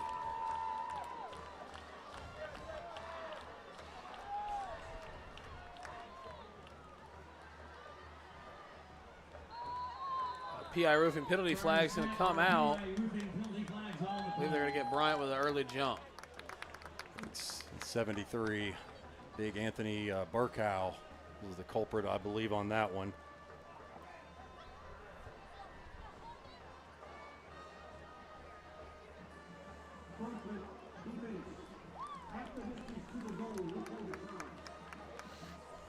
So I believe that we'll repeat the try instead of just taking it. So we'll see another PAT here for the Bruins.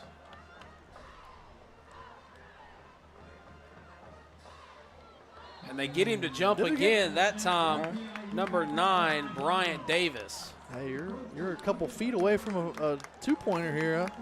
You might think about it. Half of half.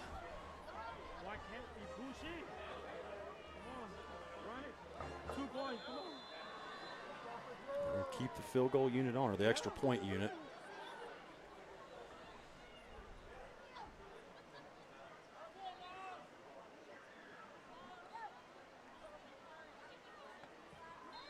The kick is up, and the kick will sail through the upright. Yeah, that went left. Oh, no. Oh, I thought it went in. Yeah, they went no good. Dang. That could definitely come back, but still got some points on the board. Your defense got some time to rest, and massive drive here, gentlemen. Goes without saying. See the replay here. Javion out the the backfield. touchdown. Nice. Perfect wheel route and a crisp throw from Aaron. I'd love to see another look at that kick so I can see exactly where it went, because from my angle, it looked like it went straight through. And that what a shot that is by Wade, our on-field camera. And that's a good thing that matchup right there is something you should keep in mind for later in the game. I know Coach Thrash is using Javion in the passing game against a linebacker like that and getting him going down the field, running away from him. That's something he's going to look to come back to. Yeah, big opportunity here for the defense guys, because Bryant does get the ball back at after half. So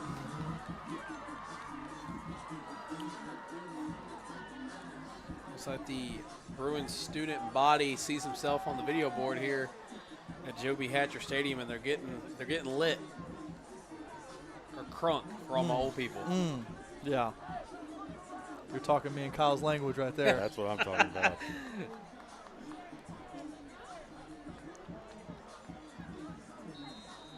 Looks like they got it teed up to just kick it deep and not onside. Got one man back in the middle of the field. See if he kind of keeps it away from him, though.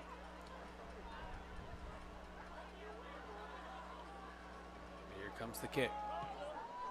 It's a high one. Yeah, that's good. Keep it in right there. Oh, and he fields it near the 5.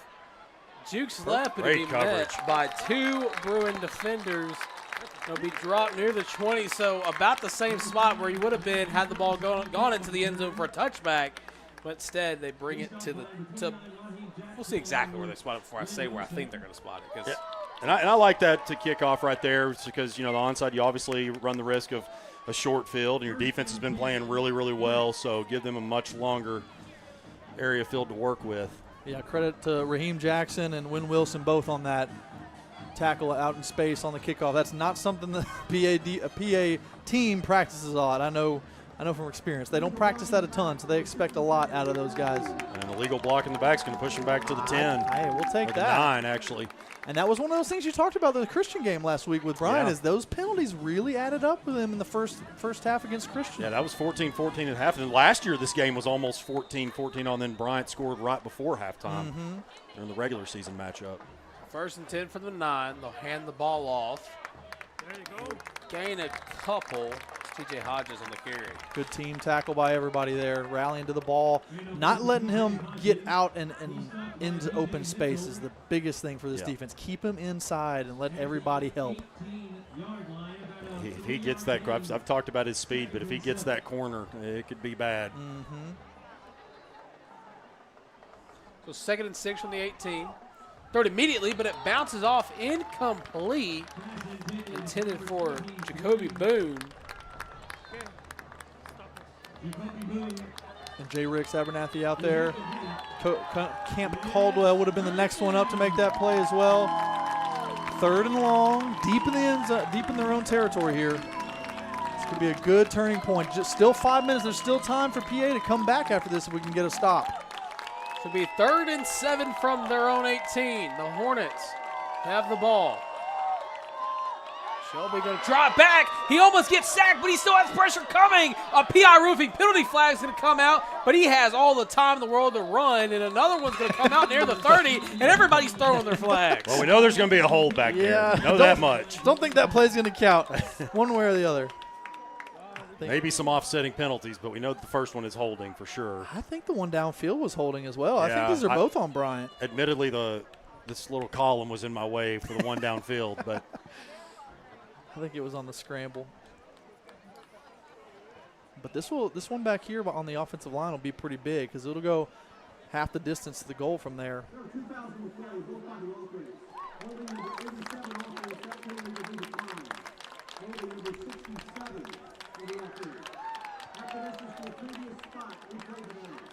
Man, and I've had flashbacks to that. I can't remember who the linebacker was that was blitzing there, but gosh, it would have been so big to get that sack and bring him down and get it to 4th down and long rather than them having an extra play here after the holding. So now 3rd and 13 from about their own 5. Shelby going to drop back, throws a deep one. He catches it near the sideline, and that's a huge momentum shifter for the Hornets. Yeah. That was Kamari Austin. Yeah. Man, I'm telling you, that guy, he can play, guys. I mean, you look at the size right there. He had his coming out party in the Salt Bowl last season against Benton. Ooh. Oh, I got lucky that one blew dead. Oh, no.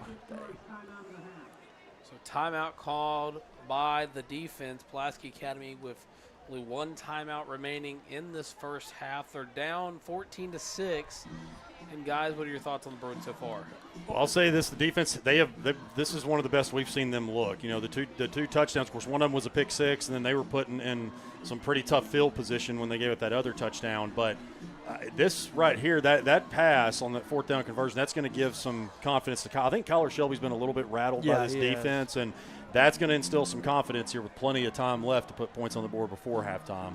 Yeah, he's probably thinking, hey, just get that ball up to some of these big receivers like you were talking about and just give them a chance instead of scrambling around back there. So, yeah, that definitely could be a learning lesson for Shelby. There's a lot of for all the talk we've mentioned about the running backs between Kamari, Caleb Austin, Keenan Lattin, so many great pass catchers.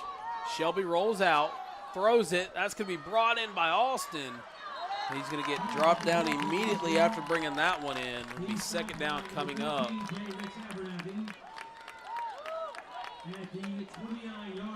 Spot him at the 29. 4:20 left to go in the first half. TJ Hodges in the slot. Shelby drops, throws it immediately. To be met after catching that one. That's brought in by Caleb Tucker. Another tackle by Jay. Expectedly, well, they were running with some tempo. And yeah, they're getting up there pretty quick. Shelby, deep drop this time. Stands in the pocket. Pressure coming. Throws it. That's going to be brought in, but a PI Roofing penalty flag will also come in. That's brought in by Kamari Austin, the senior receiver. Missed a PI Roofing penalty flag there on a hold in the line of scrimmage, but we've got one here on the Bruins side. Bruin 46.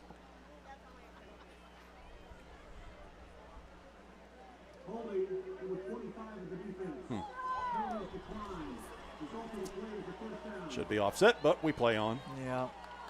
Holding in the secondary. Bryant's up here quick. No time to breathe for PA. Shelby throws a quick one. That's brought in by Austin once again. And the Hornets are buzzing their way into Bruin territory. Gosh, that's what, his third or fourth catch on this drive alone? Yeah, well, that's what your coach, Julian Jones, great offensive mind, the offensive coordinator for Bryant. He's just trying to maybe take a little bit of the page out of what PA was doing with some of these quick passes. Shelby drops back, looks, throws a deep one near the end zone, just overthrows him, incomplete, intended for Caleb Tucker that time. Gonna bring up another third down for the Hornets. And you can tell, Shelby's showing a little inexperience there because he's open down the field. He had good protection. He, I would bet to say that some of the other Bryant quarterbacks might be able to make that throw. I don't know. I remember a quarterback by the name of Austin Ledbetter that would have been right on the money. Yeah. He was outstanding. I watched him outplay Shedeur Sanders. 35 from the 39, and there's a PI Roofing false start penalty flag on big number 70, Aiden Allen. The Mo Bamba got to him.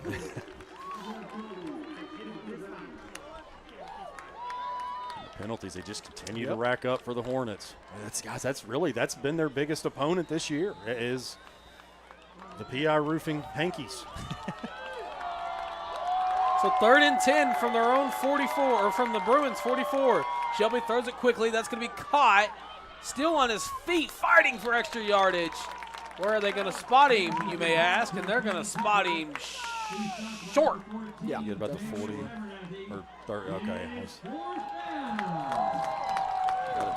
Spotted about the 37. Watch for Shelby's legs here, potentially on a scramble. Keep contained. Yeah, I don't mind that timeout there. Yeah, they weren't lined up right, it looks like. They've been really peppering those short throws to Austin and some others. I think you got to jump those first routes right at the sticks to take that away and then contain the quarterback scramble after that. So when we resume action, it'll be 4th and 3 from the 37. Of course, 14-6 lead for the Hornets.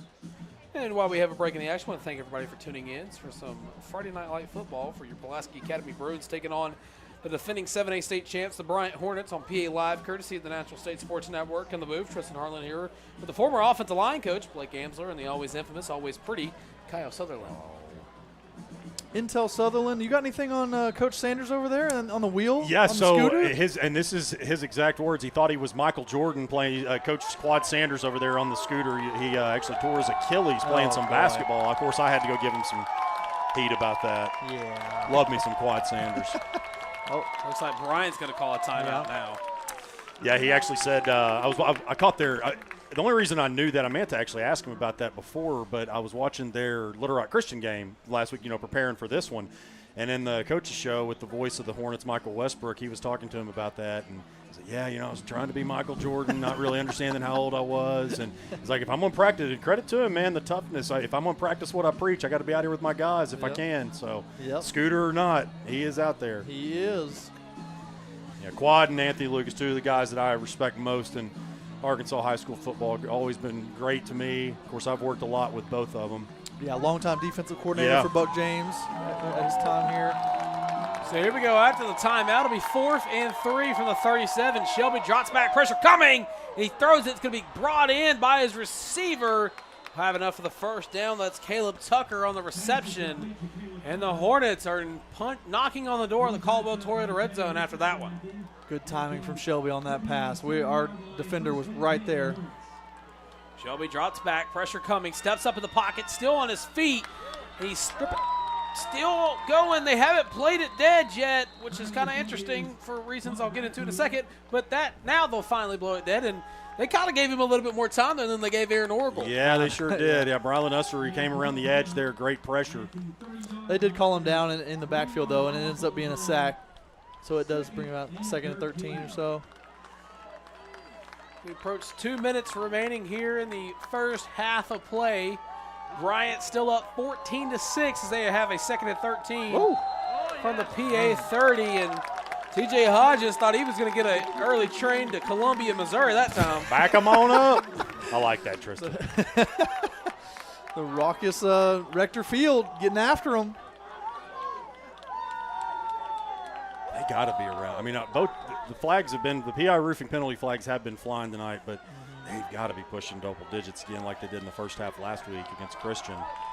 2nd and 18 from the 35. Shelby drops back, pressure coming. He's still on his feet looking for the hold, and he'll get sacked once again. What a stop by the PA defensive line. I'll tell you somebody that's probably going crazy right now is defensive coordinator Madison Taylor. Man, these guys are getting some pressure like crazy. Look, credit to Shelby. Both he and Orgel have done a great job at evading pressure tonight, but just could not get away from that one. Yeah, Ussery was the first one that got up there and got Shelby to step up, but then it ended up being Big 55, Ramon Tolbert, who's been, like we talked about, mixing up offensive line, defensive line, filling in gaps, and there gets credit for the sack. Man, there's a long 3rd down now. I just looked up at the sticks. So Kyle Sutherland is up here getting crunked to Mo Bamba. As much as y'all like that song, y'all really should get some, I don't know, some NIL deals off of it or something. Listen, get some licensing. If we could get the Mo Bamba 3rd down, I'd be happy. Oh, yeah. I would be the happiest man. Is Mo Bamba the artist or the song? No, it's the song. I don't even know who the artist is. Mo Bamba is a basketball player. Really, the artist. The artist needs to sponsor PA Live. Let's just get it right. Shaq West is the artist. So 3rd and 24 from the 41-yard line. Shelby drops back, pressure coming, steps up. It's going to be brought in. Where did they spot him? Not enough for the first down because he's still a country mile away. That was Austin again. Gosh, his probably 5th catch of this drive at least. And this is a really long field goal range, so they're keeping the offense out there. Coming up on a minute left. And they do have a really good kicker in Grayson King. He's got about 35, 40-yard range. At least that. Shelby drops back on 4th down.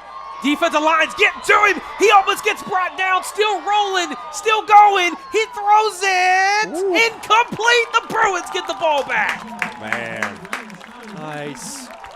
Good pressure up front, man. It's one after the other up front. Sophomore Austin Childers there. But credit to Shelby. And he kept fighting back there like we talked about, comparing him to Aaron as well. It just keeps fighting in the backfield and gave his team a chance on that. At least got a ball out there. And guys, that is incredibly massive. Just because, now you just got to take care of the ball, get to halftime. This kind of goes back to that ball control that PA's been playing all game. I've been getting texts like, what in the world is going on? I've never seen PA go this slow on offense before, just trying to slow things down. But massive stop there. If you can just take care of the ball and, go in, 8-point deficit right here. And it's funny because it used to happen to PA so much where people would try to cut the clock down on us to make it slower. Now we're doing it to the big dogs. Bryant. 1st and 10 from the 31 after the turnover on downs. Orgel throws it to Walker. Walker just couldn't bring it in. Incomplete. 2nd down coming up for the Bruins. And one thing mentally that does, it's clearly a strategy from the offensive staff and the coaching staff altogether. But what that does is, when you're Bryant and you're on such a long winning streak and you have that expectation of we should be blowing all these teams out, it starts to sit on you a little bit as the game goes on. You get into halftime, you get into that 3rd quarter, and you're like, man, we should be up by so much more. We haven't given up. We only give it 1 touchdown. And you look up and you're like, well, still only an 8-point game, though, guys. We're still struggling here. So that is the strategy that PA is employing right now. 2nd and 10 from the 31 after the incompletion intended for Walker. Bryant looks like they were bringing their defense up for the moment. 4 guys go in motion for the Bruins.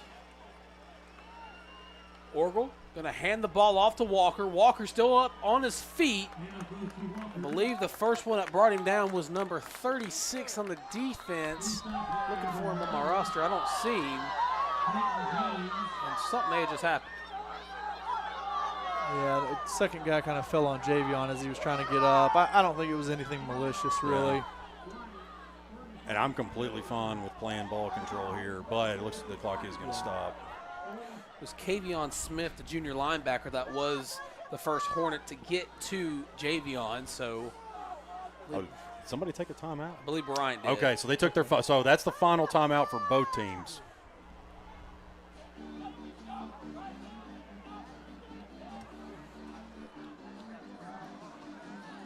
Yeah, decision here from the PA offense is do you take a shot? Do you put some risk in the air, or just let the clock run out like you were saying and kind of play it just conservative, get to the half?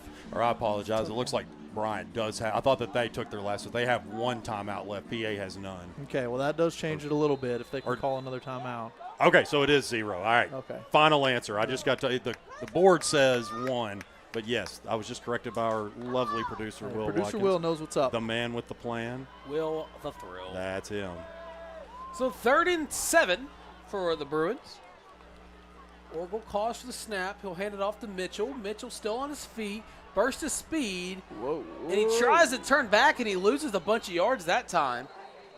Well, they are going to call a timeout. They're granting Bryant a timeout.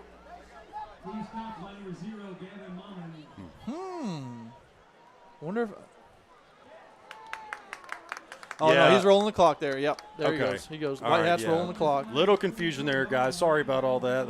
Back up there, Brian coaches are pointing at the Yeah. scoreboard. Well, that's on an unofficial scoreboard. Actually, the refs have their little handbook. Well, that's what was throwing me off because it still said 1, and I was like, oh, well, they just took their second to last. I don't know. That threw me off. But the board still does say 1. Either way, clock's running. 5 seconds, and it looks like the teams are going to head to the locker room. So the Bruins avoid tragedy is they head to the locker room only down 14-6 as we head into the second half. I want to thank everybody for tuning in to some PA football on PA Live, courtesy of the Natural State Sports Network. We're going to take a break. We'll come back for some second half coverage right here on PA Live. As a family, the community's given a lot to us, so it's our opportunity to give back. And one way I do that is by coaching these boys. I love watching them learn. I love sitting in the huddle with them and watching them go out and do what it is that we've been working on. The boys have to learn how to work as a group and work as a team to win the game. It's the same thing at the dealership. It takes everybody every day to service the community. It's better at Bale.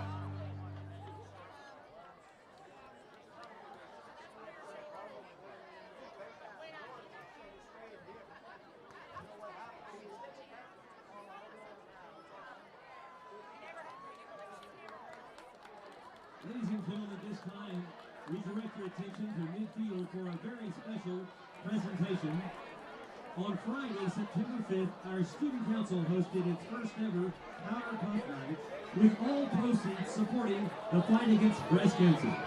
As you look around tonight and see the sea of pink, remember, 1 in 8 women in the United States will be diagnosed with breast cancer in their lifetime.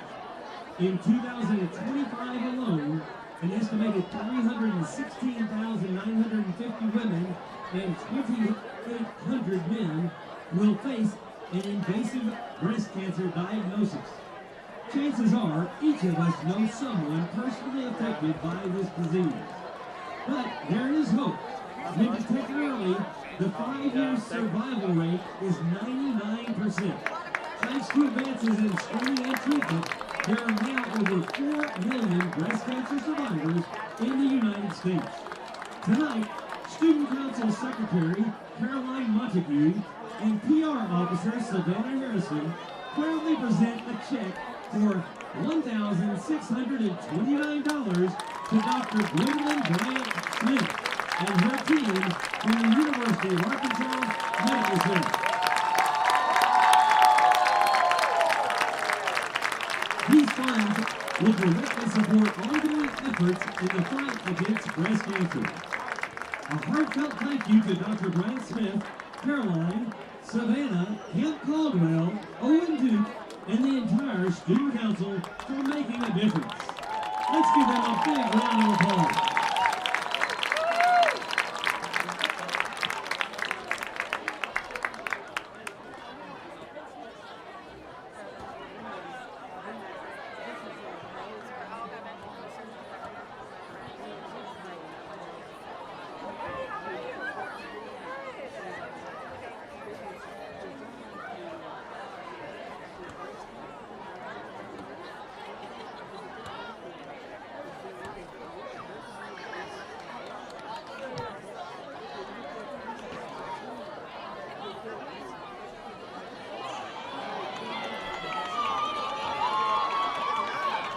Ladies and gentlemen, let's welcome the PA Bruin dance team.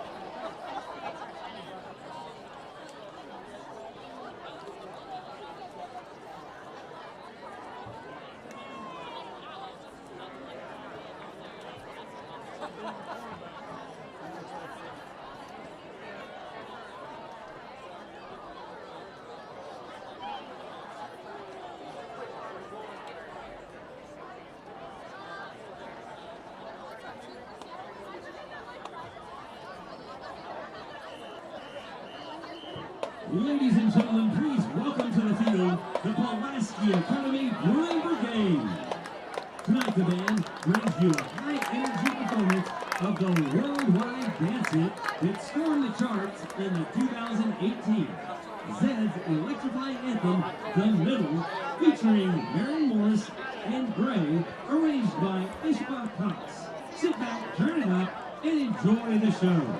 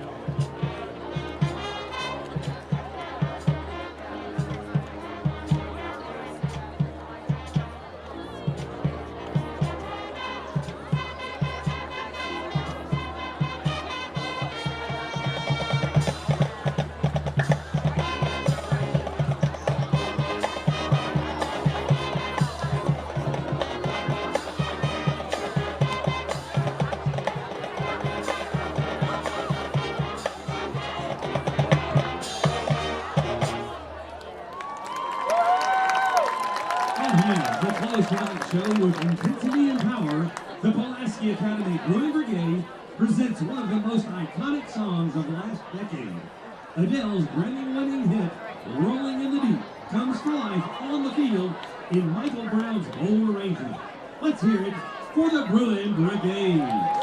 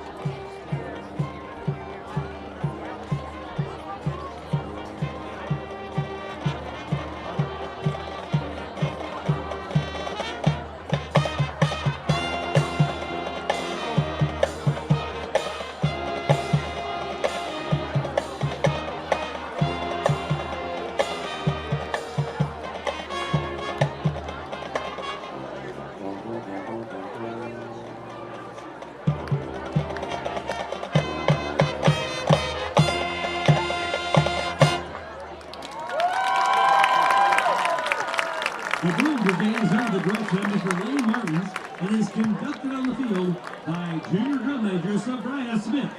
Ladies and gentlemen, the Pulaski Academy Bruin Brigade.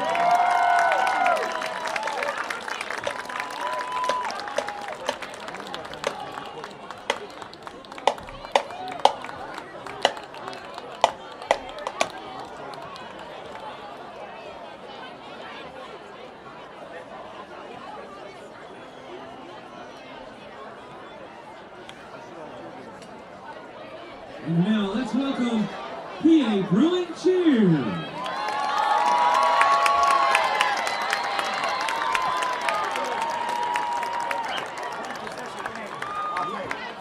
Yeah. I said before, we can beat you one possession at halftime. Yeah. Game on. Yeah. Offense is helping, defense taking their time, huddling off.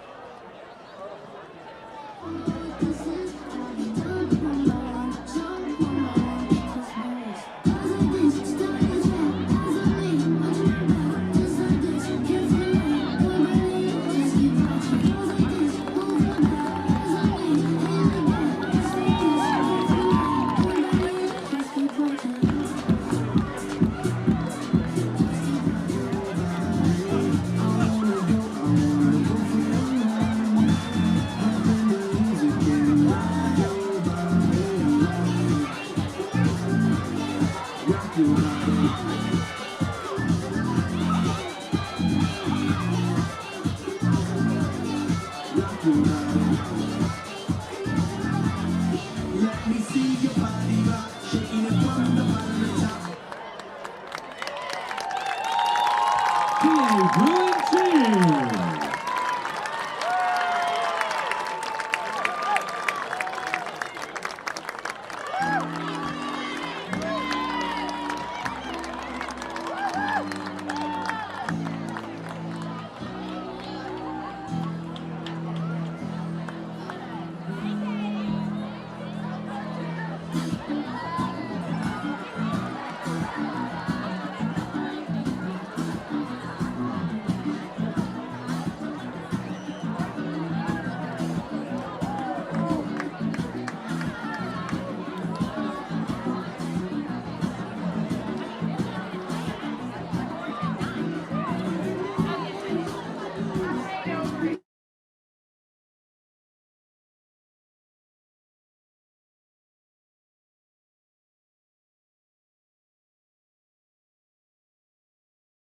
A warm first day greeting from an experienced and dedicated classroom teacher.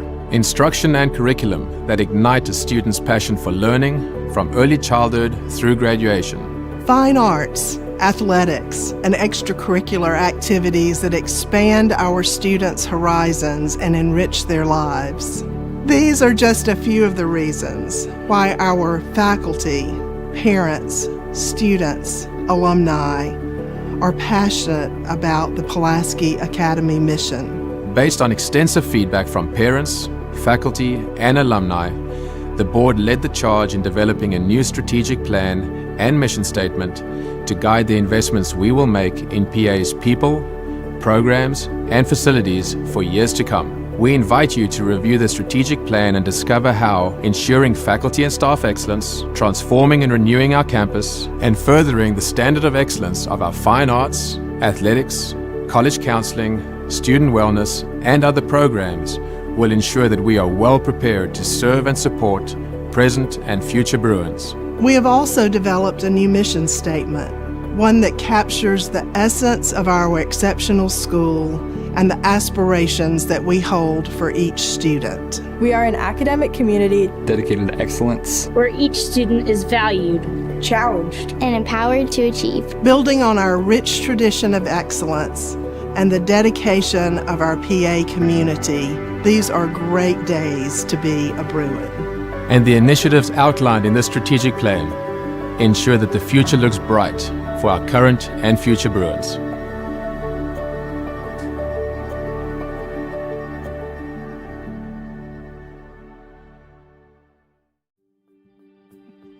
Pulaski Academy has had a generational impact on our family. I'm an alum. My siblings are Pulaski Academy alums. We've got children, our 4 children, my nieces and nephew. It's just an amazing way that Pulaski Academy has impacted us. I'm a product of public schools, so coming to a private school, our children in a private school was new for me. And I thought, well, we're paying this tuition. Shouldn't that cover everything? And what I've realized as I have been a father here of 4 is that tuition does not pay for everything. It does not allow PA to achieve the excellence and the #1 ranking that we enjoy right now as a private school in Arkansas. It takes the annual fund or the Fund for Excellence for us to achieve excellence in every moment. To align our annual giving campaign with the mission of the school, we've renamed it the Fund for Excellence. This fund provides vital resources that go directly to what matters most, our students. It supports our dedicated faculty, staff, and coaches, ensuring they have the tools and training to deliver the very best education and mentorship possible. The FFE funds innovations in the classrooms, arts, and athletics, enhancing every aspect of the student experience. Our goal as chairs of the Fund for Excellence is 100% participation at any level. For those who can give more, but for those who can only give a little, give a little. The goal is 100% investment by every family at Pulaski Academy. Your gift to the Fund for Excellence is more than support. It's an investment in the daily excellence our students experience today and the leaders they will become tomorrow. Thank you for supporting PA, and thank you for giving to the Fund for Excellence.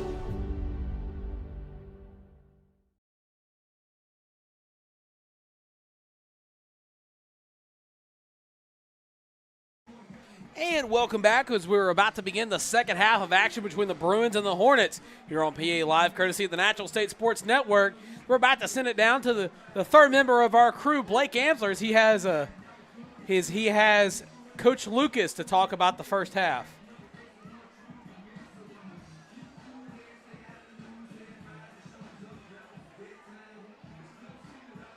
So we're going to give Blake just a moment to get with Coach Lucas.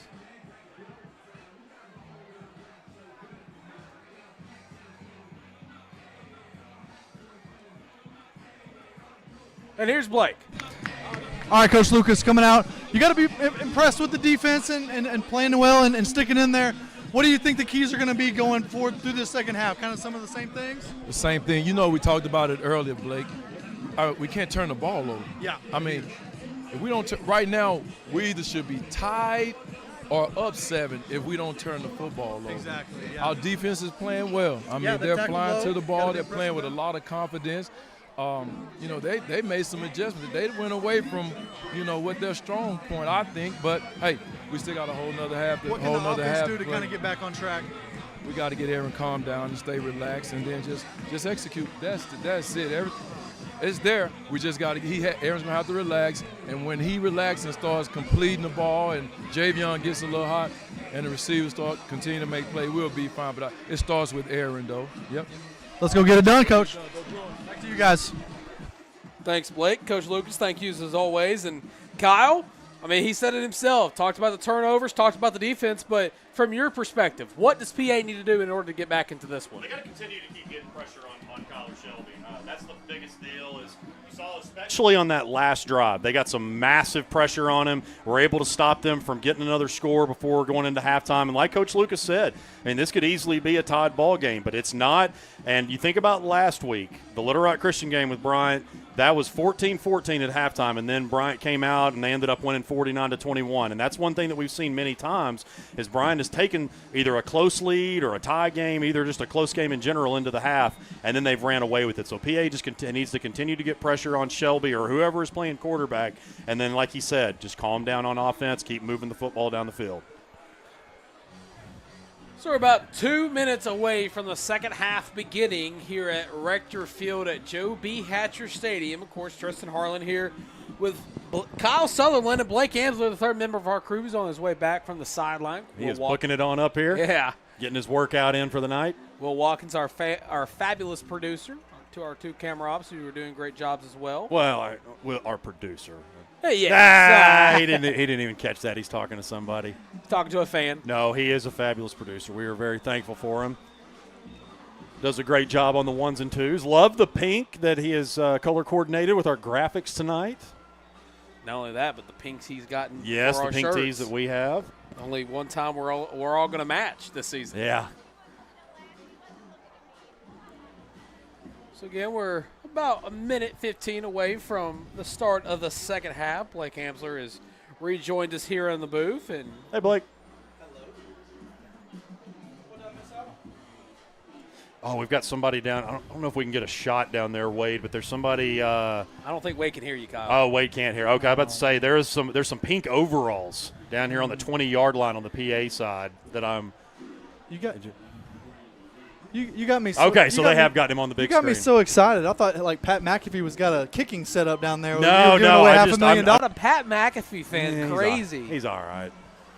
I guess what you say. I guess you know what they say about them old heads. They're refusing to adapt to the new age. Hey, man, here's the deal. That guy's ultra successful, so he's doing something right. I'll say that much about him. He's reinvigorated game day. That's for sure. And sports media as a whole. Yeah, exactly.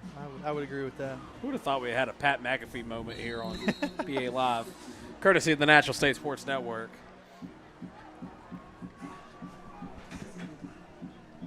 So, guys, something that kind of crazy at halftime. Benton and Sheridan combined for 90 points in the first half. Of course, I know that's a different in 6A. That PA, of course, was previously in the 6A West before moving up to 7A. But 90 combined points. The state record for combined points in a game is 154. So Yeah, Benton. I think I saw that they put up 45 in the first quarter. So crazy high scoring game there. If Benton wanted to break any records, they may be able. Of course, to. Benton's pretty upset from last week. They got beat by Sylvan Hills in the final seconds, and man, Sylvan Hills, what a job! Mark Kelly, of course, another one of our network partners, the Sylvan Hills Bears. Mark Kelly, certainly the midseason coach of the year, no question about it. It's going to be hard to beat him out for coach of the year with the job that he has done in year one with the Bears. Oh, speaking of, the Sylvan Hills Sports Network, give a shout out to Jay Burr and former general manager of the year, Chris Goodman.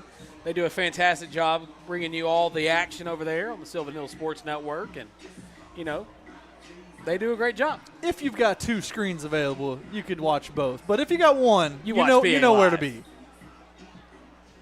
You don't watch Maumelle, you don't watch Mills, you don't watch none of them. But you should have multiple screens if you're, this day and age.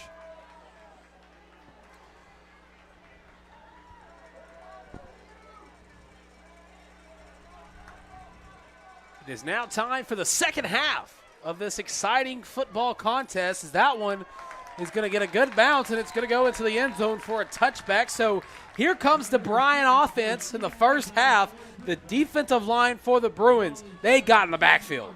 Absolutely they did. Great pressure there on that last drive. I'd love to see more of the same. And to recap the 2 touchdowns that they did score, one of them was a pick 6. Yes. So given up by the offense. The other touchdown was the long passing play down here in the deep right corner that the defense did give up. But overall, our defense played pretty well, hung in there. They contained the running game really well, which is one of our keys to the game, was Bryant needed to run the ball. PA had to stop the ball. So PA had won that part the first half. And Kyle was getting jiggy with it. Man, I just, the Chris Amsler on the 1s and 2s. Nobody better. So 1st and 10 for the 20. We're going to hand this one off. And he gets met immediately. He was still on his feet, fought for a couple of extra yards. That's Colin Robinson, one of the 1/3 of the 3-headed monster that they have at running back. Haven't seen him a whole lot tonight, but he had his breakout performance against Benton in the Salt Bowl.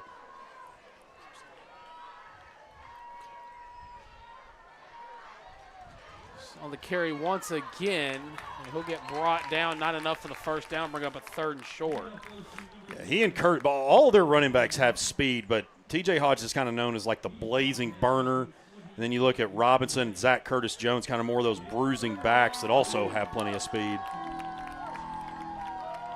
3rd down. Shelley going to drop back, throws it to a wide open receiver. He'll have enough for the first down and then some. So he brings it in and enough for the first down. I believe that was number 13, Jeremiah Moats. Excuse me, no, that was 17, Keenan Lawton on the reception. They're up to the ball fast. Spotted on the 39. They're going to hand it off once again. Cuts left. Still on his feet. Gets around and looking for PR Roof. Penalty flag when the ball comes out. I believe Bryant jumped on it. Was recovered by Lawton, who had the catch earlier. They did get it back, but there is going to be a holding call, PI Roofing penalty flag back there on the 36, 37. And you heard Coach Lucas talk about it as he came out, was talking about those turnovers. We gave up a turnover in the first half. Got to think about defense getting one and even it back up. Here's a call from the White Hat.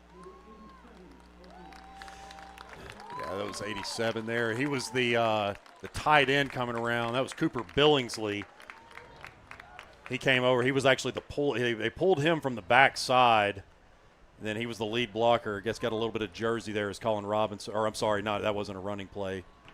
Or no, it was. I'm sorry, yeah. Colin Robinson as he was running. I was thinking it was pass for a second. 1st and 20 after the PI Roofing penalty flag. Gets to the backfield quickly. Still on his feet fighting. And he shovels it off. Big gain for the Hornets as he gets all the way to the 45-yard line, bringing up a big-time gain for the Hornets. Quarterback showed a lot of moxie there. Bunch of rush coming around him, stood in there, and had the wherewithal to throw the ball out to his running back to pick up big yardage, like you said. I believe that was Hodges on the reception. Shelby handed off to Hodges, tried to get him in the backfield, but it'll be met by a host of Bruins. And a PI roofing penalty flag comes out again in the area of holding. We're going to wait to see what the call is, but TJ Hodges is still down on the floor. He's tapping his head. Might have taken a shot there as he was going down. I continue to be impressed by Tolbert, number 55 for PA. He's just he's really come on since his first game of the year. He's really started to get good at containing and then also going low on some of those, getting the holding call against him.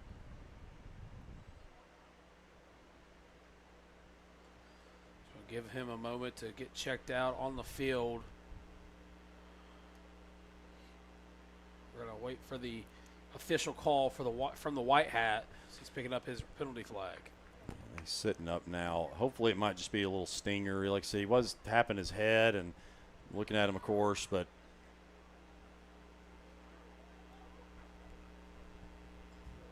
they're going to bring him to his feet. He's going to jog off the field under his own power, so he'll likely only be out a play or two. Yeah. And there's going to be another holding call on Cooper Billingsley, the senior tight end. Yeah, that's 2 on this drive.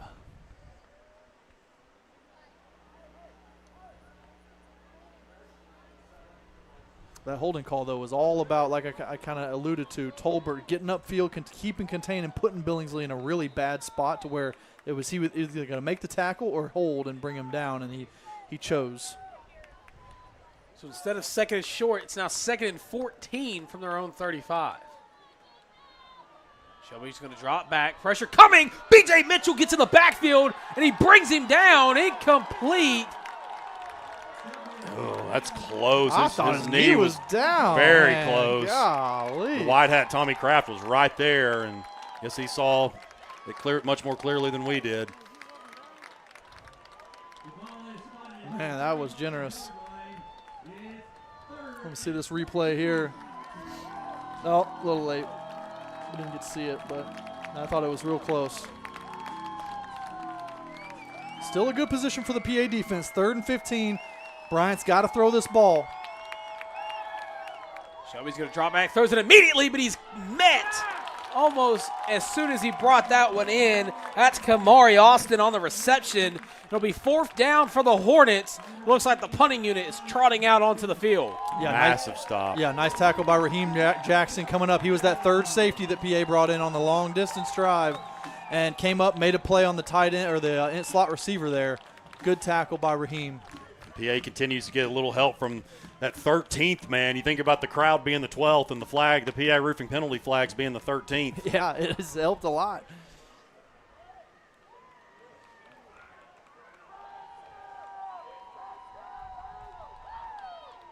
High snap. Yeah. Oh. And he's going to get back there. And he forces a big stop. The Bruins are going to get the ball in Hornet territory. Man, great job there by Max Burns. Another of those sophomores. Yep. A little slow, a little limpy getting up, but I think he'll be able to walk that off. Great play. We'll start in great field position, well into Bryant territory. Yeah, Brylan Ussery caused the punter to take it down, and then Max finished it off. So not many of the Coffin Lumber hit of the game that we'll be revealing later on in tonight's broadcast. Absolutely. And that was the second punt. You know, the punt earlier, he kind of had to scramble a little bit, ended up getting it off. That one, same thing. He ended up having to scramble by some time, but wasn't able to get that one off.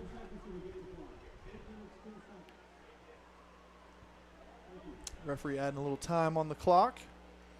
Great field position here for Aaron and the offense to start the second half. Got to take advantage of this. It's be 1st and 10 from the 32.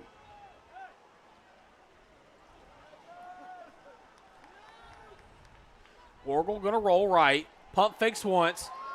Throws it near the sideline. That's going to be caught by Gittens, but he steps out immediately. Oh, and they're going to call incomplete, and there's extracurriculars going on near the 35. Yeah, his feet were right there straddling the line. I think that's a good call. It's a good job there to recover by Gittens, but, yeah, that's a good call. I thought so, too. I was actually looking right at his feet, and I thought his back of his ankle was out of bounds. But I'm surprised the white hat didn't see our right tackle get smacked to the ground after the play by number 4. Yeah, he's letting them play, I think it's safe to say. Yeah. So after the incompletion, 2nd and 10 from the 32. Going trips right. Super far splits out here. Now here comes Mason. Orgel going to hand the ball off. Has a lead block. Fights for extra yardage. But it'll be brought down. 3rd down coming up for the Bruins. Yeah, good push there by the offensive line. I think Owen Duke was leading the charge there, and Javion just got right behind him and kind of surged the pile forward for that 5 yards. Blake, I know we've talked a lot about how PA is slowing it down. Have you ever seen the quarterback come over to the offensive coordinator in your time? I haven't really. Yeah, I don't think I have. And you've seen a lot more. I've seen a lot of PA ball. You've seen way more than I have. And there was a game a long time ago.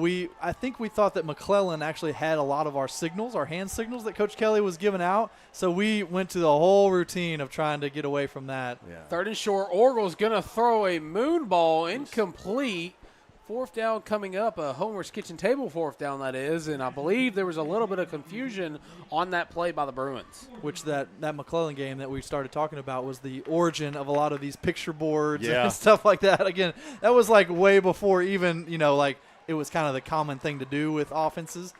But, yeah, that was a fun game in a bad way. Yeah. Because they seem to know every one of our signals. 4th and 6. From the 28. Orgel, the lone man in the backfield. He drops back, has pressure coming, steps up, still on his feet, and he gets rid of it. Incomplete. And a turnover on downs, and the Hornets will get the ball back. Yeah, it's a tough one, man. Right after make a great defensive stand. Of course, had some help with the penalties, and then make a great job there, great stand there on special teams, and weren't able to come up with anything.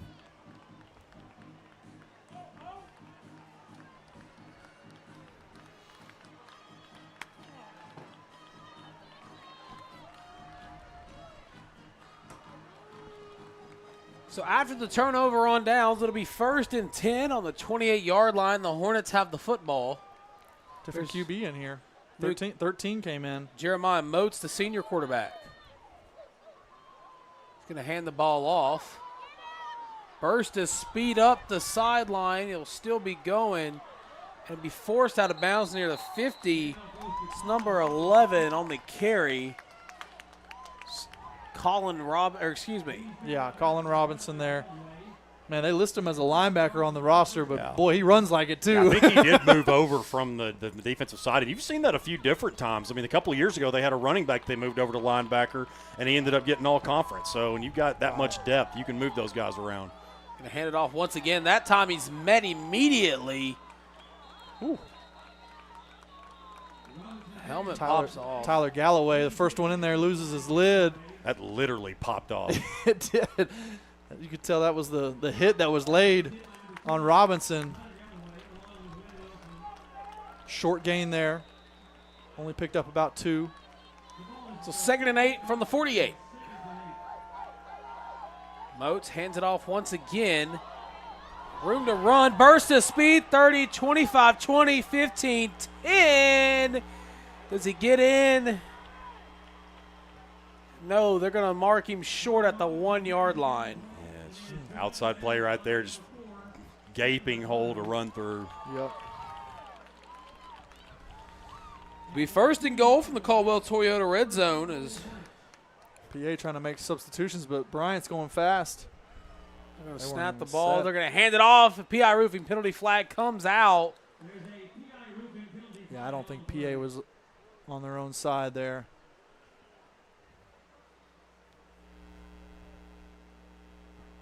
Call is from the white hat.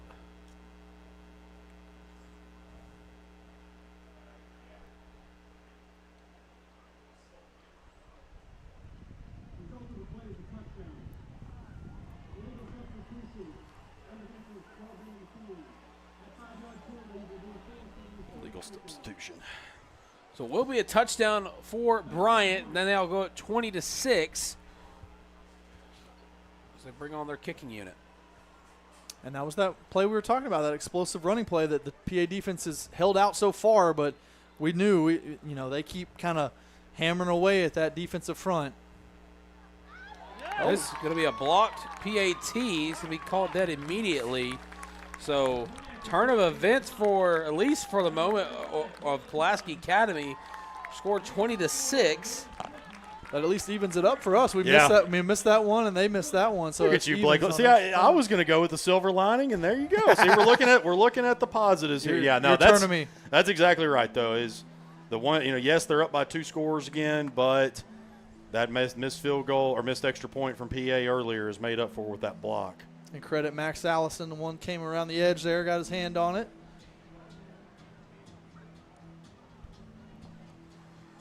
So 6:23 left to go in the third quarter, 26 our score. As the Bruins have not had a bad night on defense, minus the 2 touchdowns they've allowed thus far. Of course, do want to thank everybody for tuning in to PA Live, courtesy of the Natural State Sports Network. Of course, here in the booth, Tristan Harlen here with Blake Amsler, Kyle Sutherland, producer Will Watkins, and our fantastic camera crew here tonight for some Friday Night Lights here at Rector Field at Joe B. Hatcher Stadium. It's one of 2 home games in back-to-back weeks. As next week, the Pulaski Academy Bruins take on the Cabot Panthers for homecoming. That's a Tristan Harlen homecoming right there. That's right. Yeah, that is not a Tristan Harlen homecoming. I'm a PA Bruin, so help me God. It's a high kick. Not going to be returnable as it goes into the end zone for a touchback. This is kind of when you've got your back against the wall here. Yeah, it's just a 2-score game. You got plenty of time, but as I talked about there, as we were coming out of halftime, Bryant has a strong history of they didn't play so well in the first half, whether that was just sloppy play, just from undisciplined play, getting flags. They typically turn it around in the second half, and they have so far. Let's see what their defense can do. Yeah, you've got to get your offense going here and show some signs of life. I mean, we've really struggled to move the ball all around. I'm curious as to what the yardage looks like, total yards look like.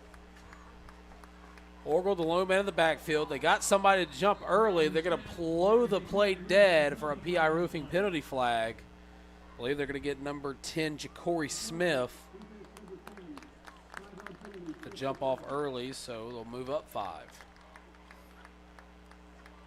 I think the Bryant coaching staff, they're going to do what Texas A&M get the every time you get a flag, it goes into their Cabo fund. That's what Mike Elko and Texas A&M did. That was hilarious. First down, Orgel still the lone man. Takes the snap, throws it over the middle. Did he bring it in? No, incomplete. It's Conan intended for. That was number 5, Matthew Ferguson in coverage. Great senior defensive back. I think he's a 3-year starter, if I'm not mistaken. Yeah, that was good coverage by him coming through. He was actually playing outside corner. You can see him down here at the bottom, but came all the way inside and followed Conan and made a good play. Talk about this team, and in the first 2 quarters, PA giving up 14.4 in the first and 10.2 in the second. They've done a great job tonight as we have third quarter action, as that one's handed off, I believe, to Walker. Walker almost had enough of the first down, but it'll be brought down short, so bring up a 3rd and manageable here. Now they bring in their fresh starting defensive ends. They've been getting a breather. Be 3rd and 1 from the 29.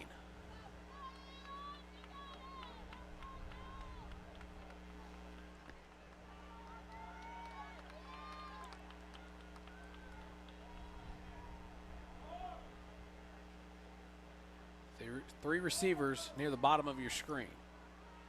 Orgel's going to roll, throws a quick little out, and that's going to be dropped, but he gets hit after the whistle, and they're just going to call incomplete, intended for Bryce Gittens.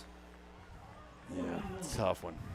Yeah, he kind of saw the white coming at him out of the corner of his eye, I think, and took his hands away too quick. This will be a Homer's kitchen table, 4th down for the Bruins. Offense is still on the field, but of course we've seen Aaron Orgel punt the ball here tonight, so you never know what the sophomore is going to do. Calls for the snap, and that's what he's going to do. He's going to punt it. It's a laser beam. So it's going to bounce near the 30. It'll be downed near the 27-yard line. So they give the ball back to Bryant. Last drive they scored, but Blake, I believe you have something to say. Yeah, let's, while we have a break, go to the Caldwell Toyota Pulaski Academy Core Value Student of the Week, Arij Shuja. Congrats, the Caldwell Toyota Student of the Week. A member of our junior class, Arij distinguishes herself through PA activities like Model United Nations and community activities such as serving on Senator Boozman's Congressional Youth Cabinet. Arij is also a member of our Honor Council tasked with holding students accountable to our core values. Her international studies teacher, Mr. Topish, describes Arij as an outstanding writer and gifted debater. Congrats, Arij, for embodying the values we hold dear. Jacoby Boone with the big carry that time and be enough for a first down for Bryant. Yeah, they're really starting to run the football like we know Bryant can. That's one thing they do. Maybe they might not have a great first half, but they just wear you out throughout the game. Gonna hand it off once again, spins off a tackle, fights for extra yards. Once again, Boone on the carry. I find it interesting that their running game just kicked off right when number 13 came in at quarterback after the whole first two and a half quarters. Yeah, Jeremiah Modes. And, again, it could be just circumstantial of later in the game. Maybe PA defense is a little tired than they were earlier on, but it's an interesting note. Another handoff. That time not going to go anywhere.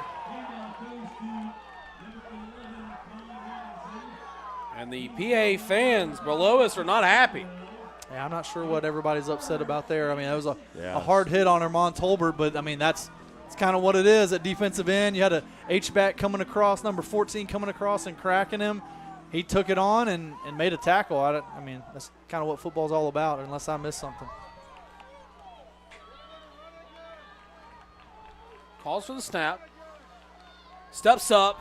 Defender loses his hat. But the 10, the 5, gave him 6, touchdown Hornets.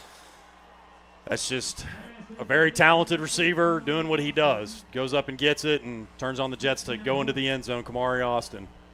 He really had a big second quarter there. On one drive, had about 5 receptions and been the go-to guy again.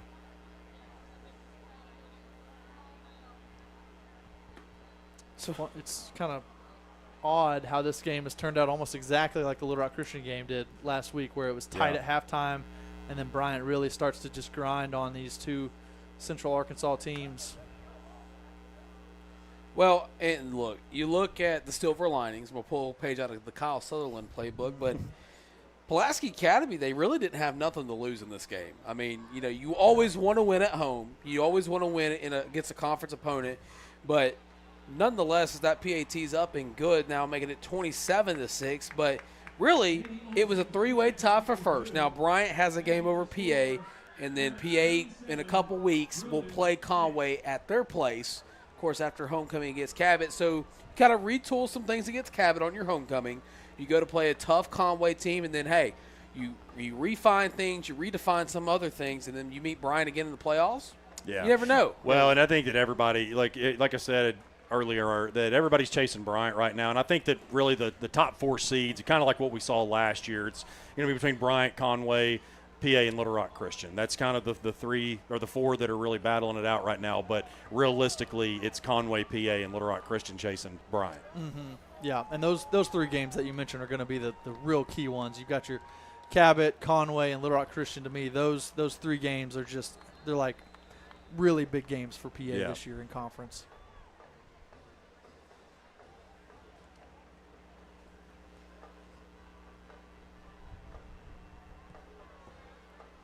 That was going to be a high kick, not returnables. We'll go into the end zone for a touchback. So, once again, here comes the Pulaski Academy offense. Of course, Conway and Cabot playing right now. Conway's up, last update of my scoreboard, 27-14 in favor of the Wampus Cats. And then, of course, Little Rock Christian up 28-0 against the Tigers of Little Rock Central.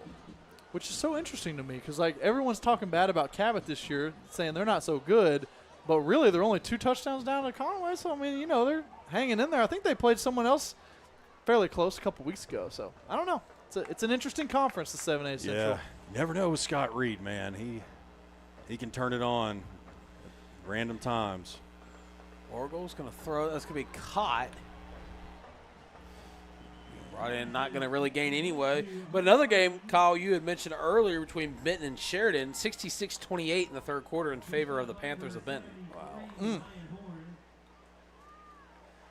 Yeah, it was a very high-scoring first half for Tibbs. High-scoring first half for both Tibbs, but especially for Benton there in the first quarter, 45 points. Yeah, that is crazy. It really is. So 2nd and 13 from 17. Orgel sends a man in motion. Calls for the snap. Stand in the pocket. He'll step up, and he'll get brought down from behind, and he loses the football. I believe Pulaski Academy was able to jump on it after the ball came out, but he may have been down as well.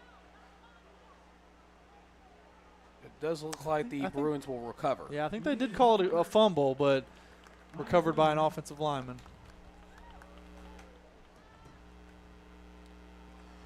So 3rd and 13. 2:30 left to go in the third quarter.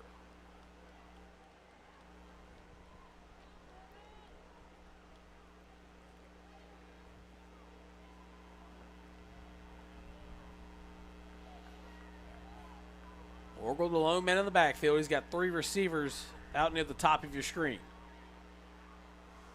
Orgel's going to throw it immediately to Walker. Walker's going to get brought down by the hip pad. Bring up a Homer's Kitchen Table 4th down. Gavin Moment closed really quickly.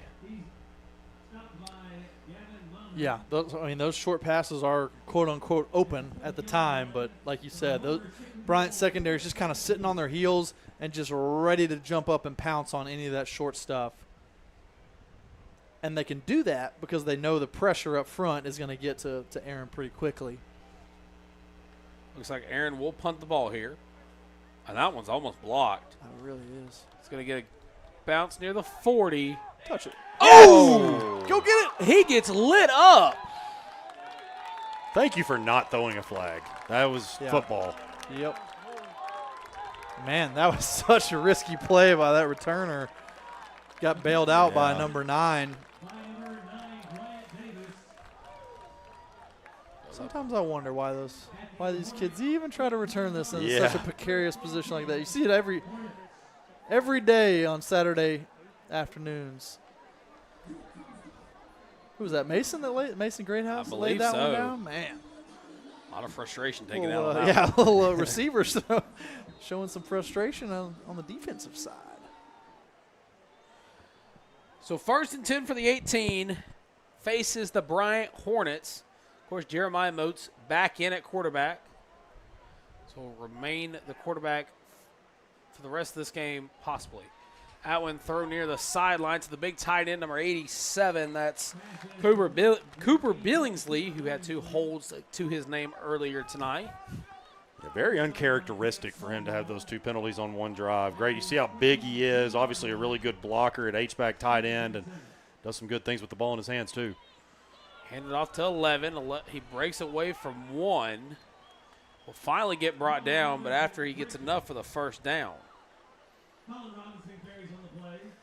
That's Colin Robinson. You got to think he's pretty fresh. He hasn't really played much except for in the third quarter here, so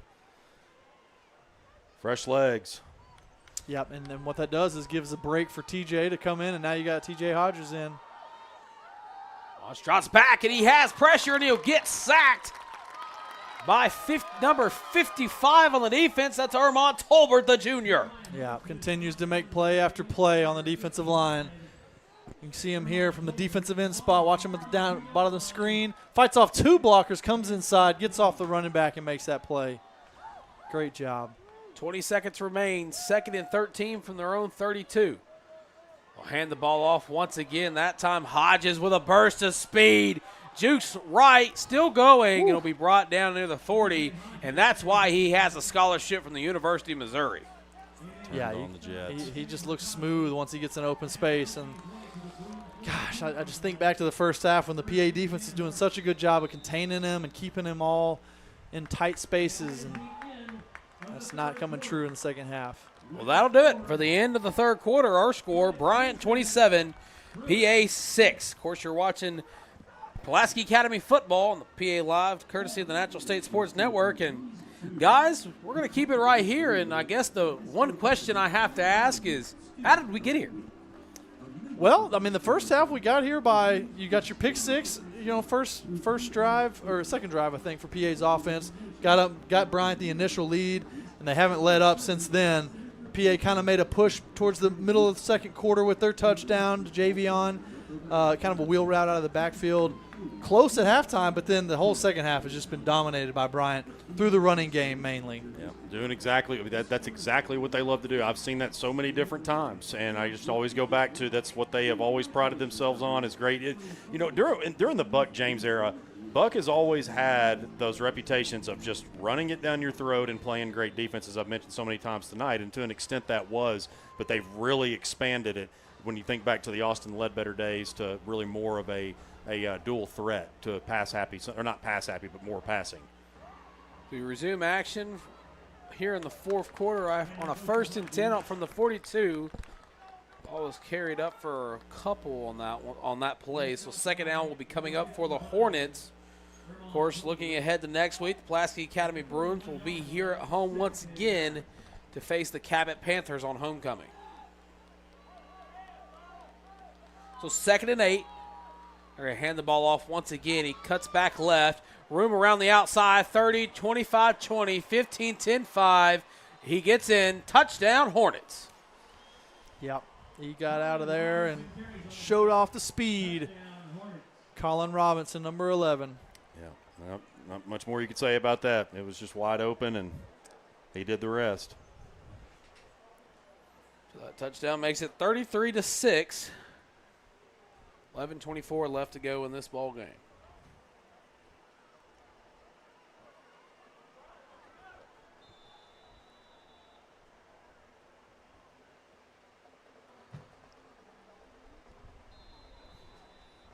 Kick is up, and the kick will be good. So now 34-6 our score with 11:24 left to go in the final quarter of play. We direct your attention to the video board for the Whataburger. Oh, what a play! Playing the Whataburger What a Play right now on the big screen. Or I think they are. They're trying to get a play. Guys, if you've never had the honey butter chicken biscuit, yeah, you got to have it. Definitely had it. That one and the jalapeno sausage biscuit. Hey, we went to Whataburger when we were on the way to Dallas. Yeah. Oh, yeah, in Texas, they're at every single corner. Seems like it's a different breed down there, too. Oh, Just dude, yeah. The Whataburger hits different once you cross that state line.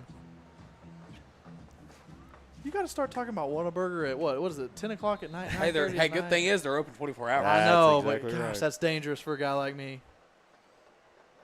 Hey, man, one burger won't kill you. Just got to go get on the old treadmill the next morning. Gosh.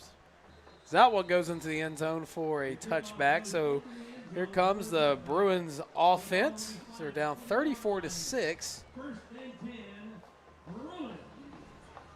Kyle, what are your thoughts coming up tomorrow for our Hogs? Our Hogs? I'm not thinking about this. I'm not expecting a whole. Thirds. I think that the bye week and Petrino coming in as an interim, I think that's probably bought a little bit of time to give some hope, but that defense is bad. That defense is bad. Yeah, that's true. Tennessee's defense isn't great either, but they're at least getting really turnovers. Good. They're getting pressure on the quarterback. So yeah, I'll be interested to see how the team plays after the change of leadership. Orgel's going to call for the snap. He stays in the pocket. He'll step up, still on his feet, throws it. A big caught, breaks away from one. That's brought in by number 1 himself, Max Conine. That's what you want to see right there. Just you continue to, keep just establishing some pride. You don't want to just lay down, and we don't expect PA to do that, but that was something Coach Lucas talked about specifically on the coaches show. He didn't want to see his team lay down like he felt like they did last year in the postseason against Bryant. So it'll be first down after the reception by Conine.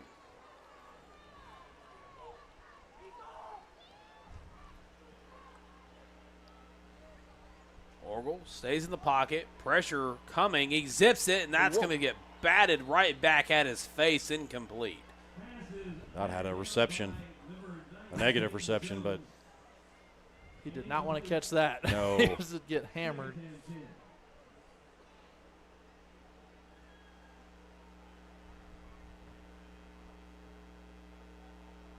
you're still in good position. And look, I mean, obviously there's still a little over 10 minutes left in this game, so we don't want to just completely throw in the towel here. But even if you're fighting for the 2 seed, I mean, really the top 2 seeds in the conference, that's very important. And it showed some good things tonight, but plenty more to clean up.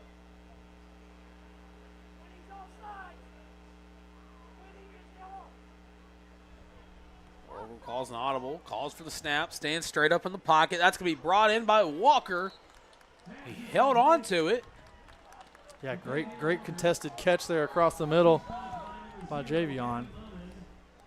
So we'll bring up a 3rd and 5 for Pulaski Academy.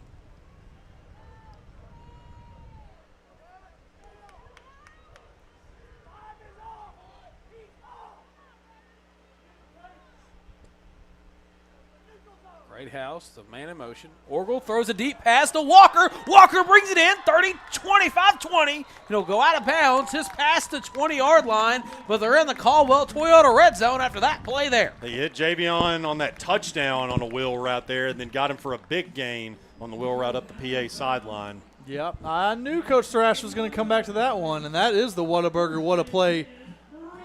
That was a great play to have for that. I had to stop at Whataburger on my way home now. All right, we got to stop. I mean, they are a sponsor, we got to still shout them out, but gosh. Orgel punt fakes to Hancock, zips it to Walker. Walker goes nowhere as it brings up a 2nd down for the Bruins. Matthew Nelson kept his shoulders square to the line of scrimmage. Really good defensive play by the future Oklahoma Sooner. And what these plays are for PA is still, it's almost a high-intensity practice. Like obviously the score is out of hand, but you use these plays to get better when you're playing against Cabot and when you're going up against Conway later. Orgel through pressure and an almost sack finds Chase Hancock for the reception. Aaron continues to take hits. You might see it here at the end of the play. Just continuing to take hits and deliver into Chase. I believe that's Chase's 2nd reception of tonight's ball game. I know we've said it a million times, that 1,000,001 times Aaron is standing back there and just taking it and getting right back up, right back into the pocket. One of the toughest I've seen. Orgel's going to throw it. That's intended for a Hancock, incomplete. Everybody was looking for the hold there. As you can see, Chase's jersey off the shoulder pad, but it'll bring up a Homer's Kitchen Table 4th down. A little bit too tight coverage, I think. We're trying to hit him there on the slant route. Of course, Chase Hancock going on a visit to Louisiana State University tomorrow for their homecoming game against South Carolina. Never heard of him. I'm the guy that got the date wrong last week. Team, right? We know, we said Arkansas is our team. That's y'all's team. Arkansas is anyway. 4th and 11. Orgel going to stand in the pocket, throws it. That's going to be brought in by Mason Greathouse. I believe he got enough for the 1st down, and he did. Yeah, move the chains. Offense showing a little signs of life. It's going to be 1st and goal for the Bruins. Orgel calls for the snap. He's going to roll right. He's going to throw it. That's going to be brought in by Chase. Chase is going to get in. Yep. Touchdown, Bruins. Love to see the fight there. It was a really good drive. Blake, you talked about it. Aaron took a shot, and you can see he's still in pain there, but he finishes it off. I mean, he is one of the grittiest quarterbacks I have seen. Mm-hmm. And how about that? Chase, after the touchdown, puts the pylon back for the ref, helping his guys out. Putting the pylon, that kind of stuff, and I know, Blake, you're mentioning it there, but I'll say it after this. Go for 2, finds a wide open man, and he brings it in. 2-point conversion is good. That is something, talking about the Louisiana State unit, the LSUs, and of course Chase has an offer from OU, App State. That's something, especially coaches at the next level, the character on the field and little things like that, giving the ball back to the official, putting the pylon back up. That is something that college coaches watch for. So little things like that, there's somebody always watching. Yep. So 8:28 left to go in this one. 34-14 our score. The Hornets in a commanding lead. Residential, commercial, and industrial. Learn more at StaleyElectric.com. Staley Electric is Well, it's onside kick time. Try to create something here.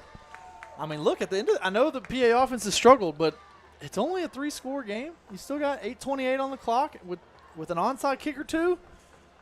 Could get interesting. Indubitably. So deep. Yes.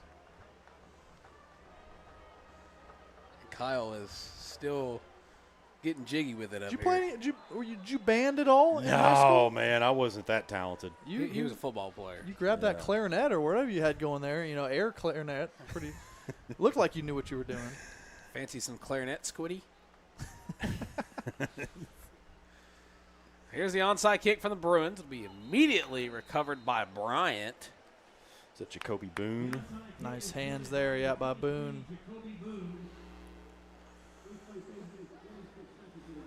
So here comes the Bryant offense once again in the lead, 34-14. Do want to take a second in the break in the action to thank everybody for tuning in to Pulaski Academy Football on PA Live, courtesy of the Natural State Sports Network.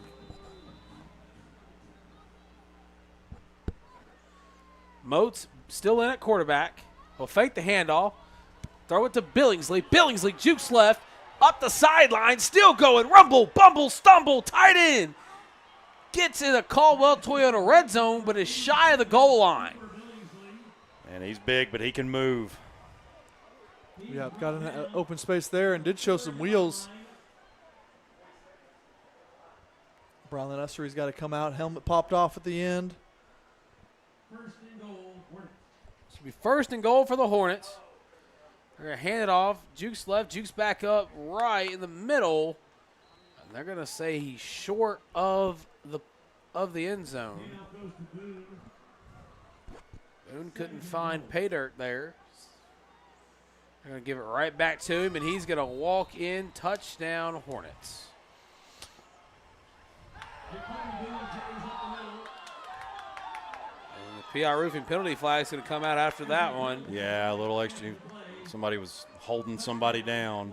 Yeah, well, I think number 14 for Bryant ended up like landing on, or leaning on top of Max Burns at the end of the play. Just totally unnecessary by number 14. Yeah. Now he's trying to act like he's hurt to play it off to the refs.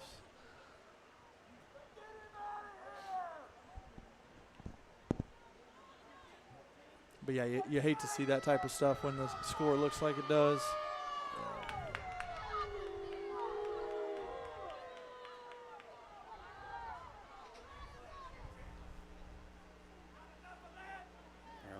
Console with Anthony Lucas to decide what he wants to do.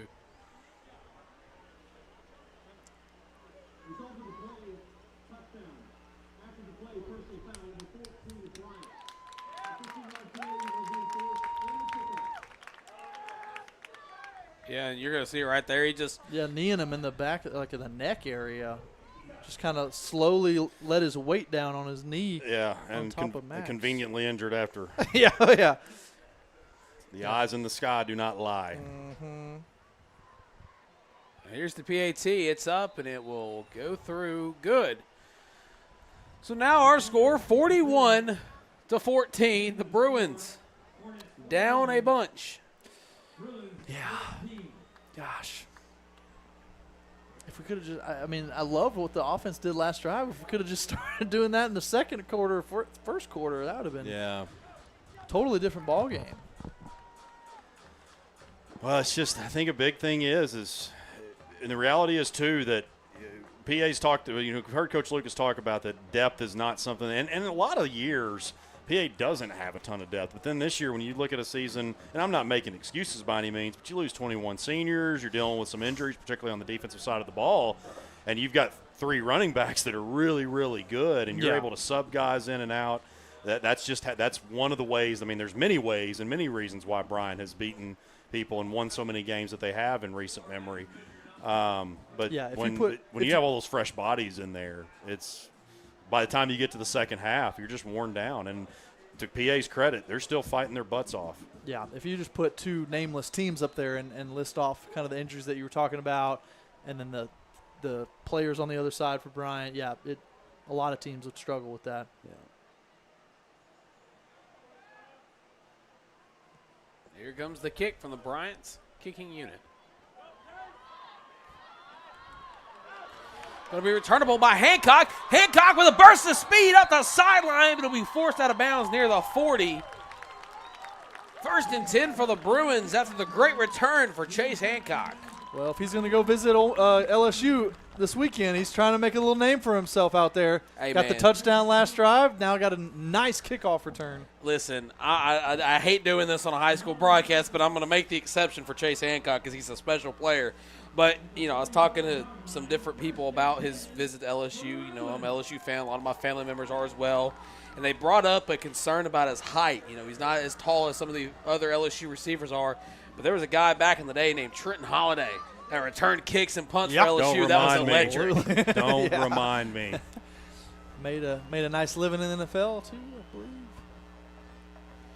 Orgel takes the snap. Pressure coming. Gets out of the pocket. Throws it. Wow. Brings it in. Yeah, I remember Trenton Holiday my junior year. We were on our way to play Warren, and we got smoked by Warren in the quarterfinals that night.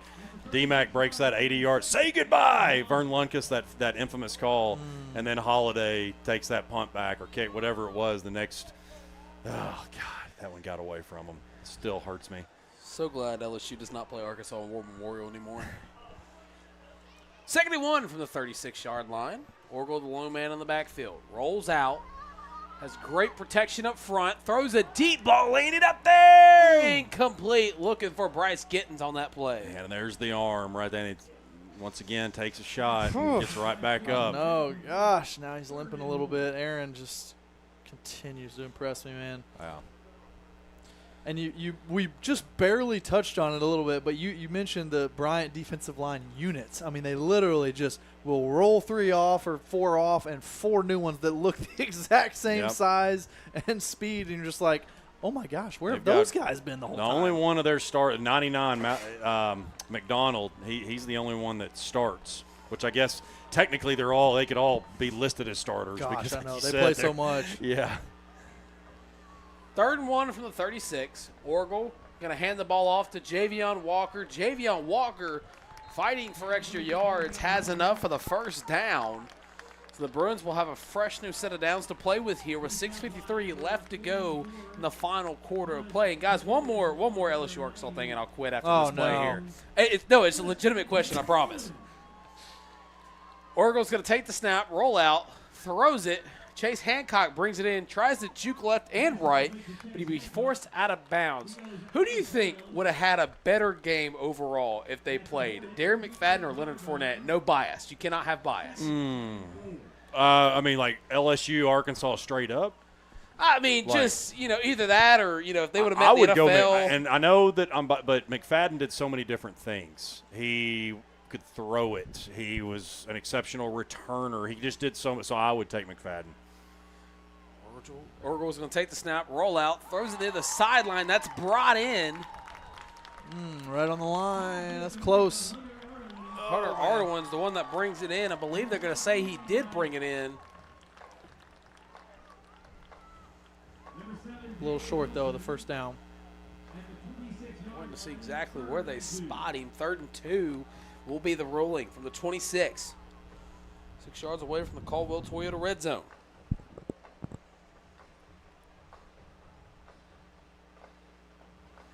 Orgel calls for the snap, drops back in the pocket, throws it, and it's incomplete, almost intercepted. Orgel got hit as he let that ball go. It'll bring up a Homer's Kitchen table, 4th down for the Bruins.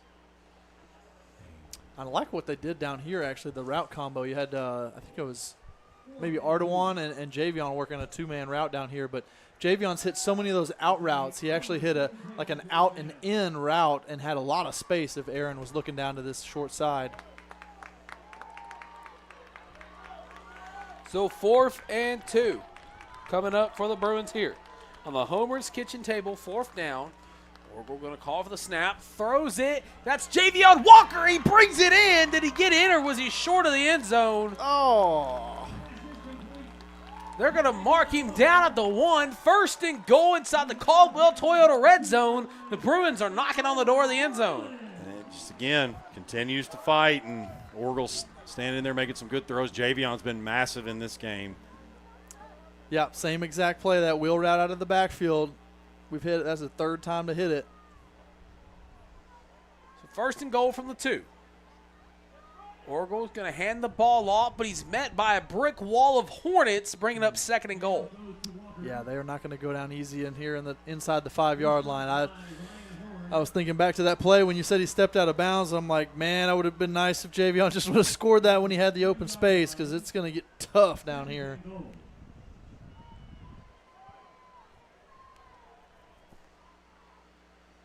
Orgel takes a snap, and he loses the football.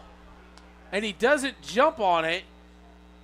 Are they going to call it incomplete? They're going to say it's a Bryant Hornet turn recovery. I'll tell you guys, thank God he didn't jump on that. That's kind of day, especially with all that traffic there. I mean, man, look, I can't say it enough. The Bruins are fighting. Got to give them credit there, but I'll take considering the score, I'll take Bryant getting that back as opposed to Orgel diving for that ball. Yeah, probably a smart play. We've made a lot of professional college references tonight. And you talking about quarterbacks jumping on fumbles and stuff like that, but yes, Cam Newton should have jumped on the ball in the halftime and the Super Bowl. I was going to bring up Drew Brees jumping on the fumble when he still played for the San Diego Chargers and messing up his throwing arm. Yeah. God. Well, if you ask the Dolphins, Drew Brees' shoulder should have never worked at all. Yeah. You know. It's a PI roofing penalty flag coming out. Hey, if you would have asked Nick Saban, he thinks he should have signed Drew Brees. You know, that's what's crazy. That's another what if in sports here, just kind of going off a little subject a little bit. Like, if they would have signed Drew Brees, Nick Saban probably wouldn't have gone to Alabama. Yeah. Oh, yeah. True. Yeah, probably would have been winning a lot of games with the Dolphins. And yeah, that's interesting. Instead, they got Dante Culpepper, built by Randy Moss. Hey, Dante Culpepper he was on the actually cover pretty of good. Madden. No, he was actually pretty good. Well, that was his downfall, was the Madden curse. I did always like his little celebration where he rolled the arms over. Golly, 8 minutes left in the game. Benton 87, Sheridan 35. Holy 87. They were taking out some Sylvan Hills pain on them. T.J. Hodges has a burst of speed. He's trying to get all the way to Columbia with that run. I told you he had it. God, he's so fast. Yeah. Yeah, but I think that's the second, if I'm not mistaken, I think that's the second time that Sheridan's had 80 scored on him this year. I think Rogers put 84. Guess somebody's got to start punting the football. Yeah. His PA is going to call a timeout, so 4:41, the Hornets up 41-14. I know you were kind of joking about it, but that is true. Like when you go for it on your own and you do fourth downs, and it just increases the amount of possessions for both sides. And if you're not stopping anybody, it's increasing the number of possessions that you're not stopping them. Well, guys, while we got a break in the action, I guess we can take a look at the Kaufman Lumber hit of the game. So we're going to wait for our producer, Will Watkins, to tee it up. We had a few mentioned to see what we'll go with here. But this one right here, the punt, was a real big game. Well, should have been a game changer, in my opinion. Whoop. Just couldn't get the punt off, got tackled. Bruins got the ball back deep in Hornet territory, but then, you come back to live action and the score is 41-14. So first down, they're going to hand the ball off up the middle. We brought down by at least 3 pink uniforms that time. Second down for the Hornets. Honorable mention, though, to hit of the game, Mason Greathouse on yes. that punt. Laid the lumber. Wasn't really a traditional tackle or anything like that, but laid no the doubt. Kaufman lumber. He definitely laid the Kaufman lumber on that. Yeah, actually, that was when I used to sell lumber. That was one of my biggest accounts. Love the Kaufman people. So second and 8 from the 45. Bryant's going to run the play action, throws it Wide open near the 10-5. You can hear a pin drop in the stadium except for the Bryant cheerleaders. Touchdown, Hornets. Yikes. That was a missed coverage there. Yeah, just all alone. Sheesh. Touchdown, Hornets. Well, Caleb Tucker, the senior receiver, brings that one in. And there's a lot more photographers here tonight than usual, and I'm sure they've gotten a lot of pictures of the Hornets here tonight. Yeah. You know what always baffles my mind is that PA, when we used to mercy rule people a lot, we got so much backlash for throwing the ball when we were up. But, you know, well, seems like Bryant can do it all they want. I will say this. Like, I get – and I mean, they're just playing football. I've always kind of taken the Steve Spurrier philosophy. And I know that this is like a hot debate in sports, but it's like, man, you know, if you don't like it, stop it. That's the way that I've always seen it. I actually totally agree with you. Totally. We've agreed to play a 48-minute game. Yeah. Might as well finish it all the way out. Well, that's why we have something called the mercy rule in effect. Well, I mean, I'm not saying that it's in effect, but I'm saying sorry, sportsmanship rule. Apologies. Yes. Apologies. Sorry, Will. And actually, we're only at 34. So. Yeah, we're at 30, so we're still a point away. Yeah, it'll be a normal clock coming here.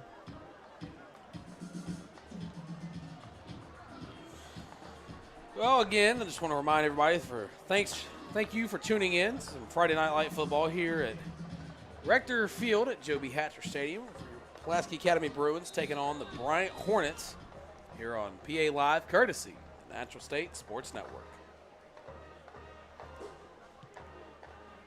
That kick, not going to be returnable as it hits the Bruin in the nose in the end zone. I was wondering who said ow. You can speak Bruin?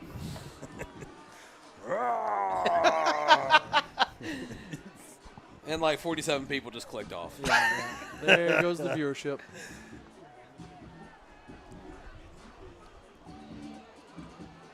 I guess Kyle is now taking selfies. No, I'm checking stats on this game I just got. I was trying to see. It looks like I'm trying to see what the final score of Cabot and Conway is. Conway a bunch, Cabot not enough. Easy, Tristan. What? It's factual. You might be true. I was gonna say. Orgel takes a snap, immediately throws it.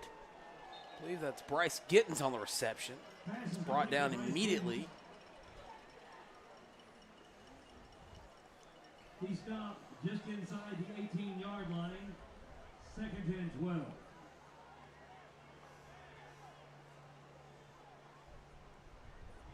Wow. Another score that just rolled in. Robinson 72-0 over Whitehall. Ouch. Wow. Some high-scoring games tonight. Yeah, one of those weekends. Curious how much Deuce Robinson had in that game. Golly. Probably $1 million. Can't wait for that stat line. Rushed for 350 and 7 touchdowns.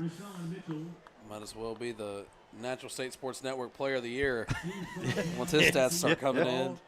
Don't crown him just yet. Man, but I would say he's played really well. Yeah, he's definitely the statewide Player of the Year. Man, you look at guys like him, Jeff Regan up at the quarterback up at Rogers. He's done all kinds of – but with Deuce, it's just what he does in all three phases. He's got multiple kick return touchdowns. He's got interceptions. I think he's got pick sixes. Obviously, touchdowns rushing, got some receiving. I mean, he just does everything. You're definitely right about that.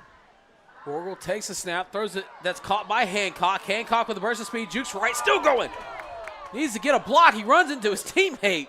He finally goes out of bounds near the 45-yard line, and we got a score update from the Cabot-Conway game, and Conway's up 43-28 in the fourth quarter. Okay. Christian, 28-0. Should have pulled out the Chris Berman on that play, Tristan. Whoop! I did Fastest not 3 want minutes to get copyrighted. That's why I didn't. I love Chris Berman, though. I also love the long Bouchard. And Orgel bobbles a snap. He gets it, throws it, and he gets tipped. That would have been the play of the season up to this point if he would have been able to bring that one in.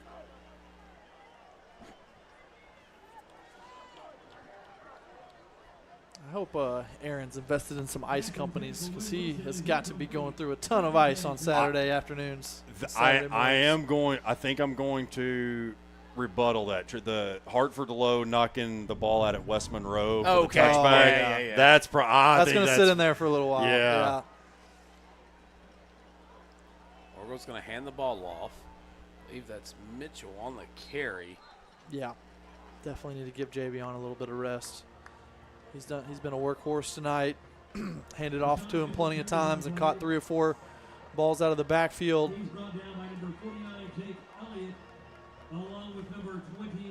As we approach 2 minutes left to go in this one, we want to once again thank everybody for tuning in to PA Live, courtesy of the Natural State Sports Network.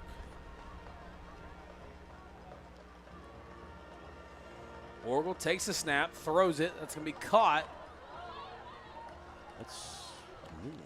I don't think we have him. Yeah, we don't have 48. He must have a different number in his pink jersey. So sorry to that young man who made that catch. But looked good nonetheless. Got the pink jersey. Nice catch. Made a little move. Of course, unless something changes in the last minute, 20 seconds left to go in this one. Don't go anywhere after the conclusion of this one. Coach Madison Taylor will come down for a post-game interview. It's a Homer's Kitchen Table 4th down for the Bruins. Orgel takes the snap, stands up in the pocket, throws it over the middle. That's going to be caught. Tries to reach for extra yardage. That's Wynn Wilson, who has 61 reception yards to his name this season. Good concentration by Wynn because I was thinking the other receiver, whoever was in front of him, was going to get it or even maybe knock it down. So great concentration from Wynn there.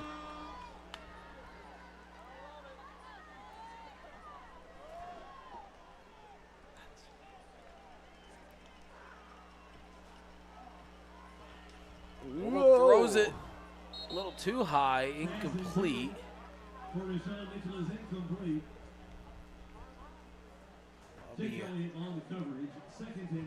Second down coming up here for the Bruins. You can see again, just going back to Orgel, the way he's gutting it out, he's still limping on that knee, and it's going to be sore again tomorrow like it was last week.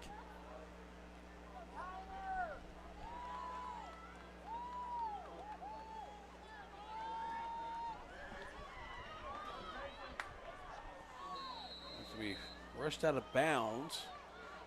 It's be Cason Smith that time.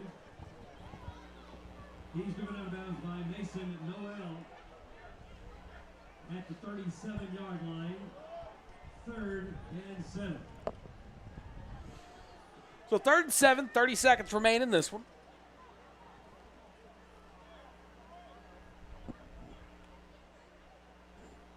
Orgel's just going to pitch this one around the right-hand side. He gets met. He'll be brought down, bringing up a Homer's Kitchen Table 4th down for the Bruins. That's going to do it as the clock expires. The Pulaski Academy Bruins will suffer their first loss in conference, or in 7A conference schedule as they lose to the Bryant Hornets 48-14. Quad Sanders and Coach Lucas will meet at halftime. Or actually, Coach Quad Sanders will roll to midfield. As Coach Taylor is making his way to the press box, we'll have a chance to talk to him post-game. Jefferson Pierce, please come to the press box.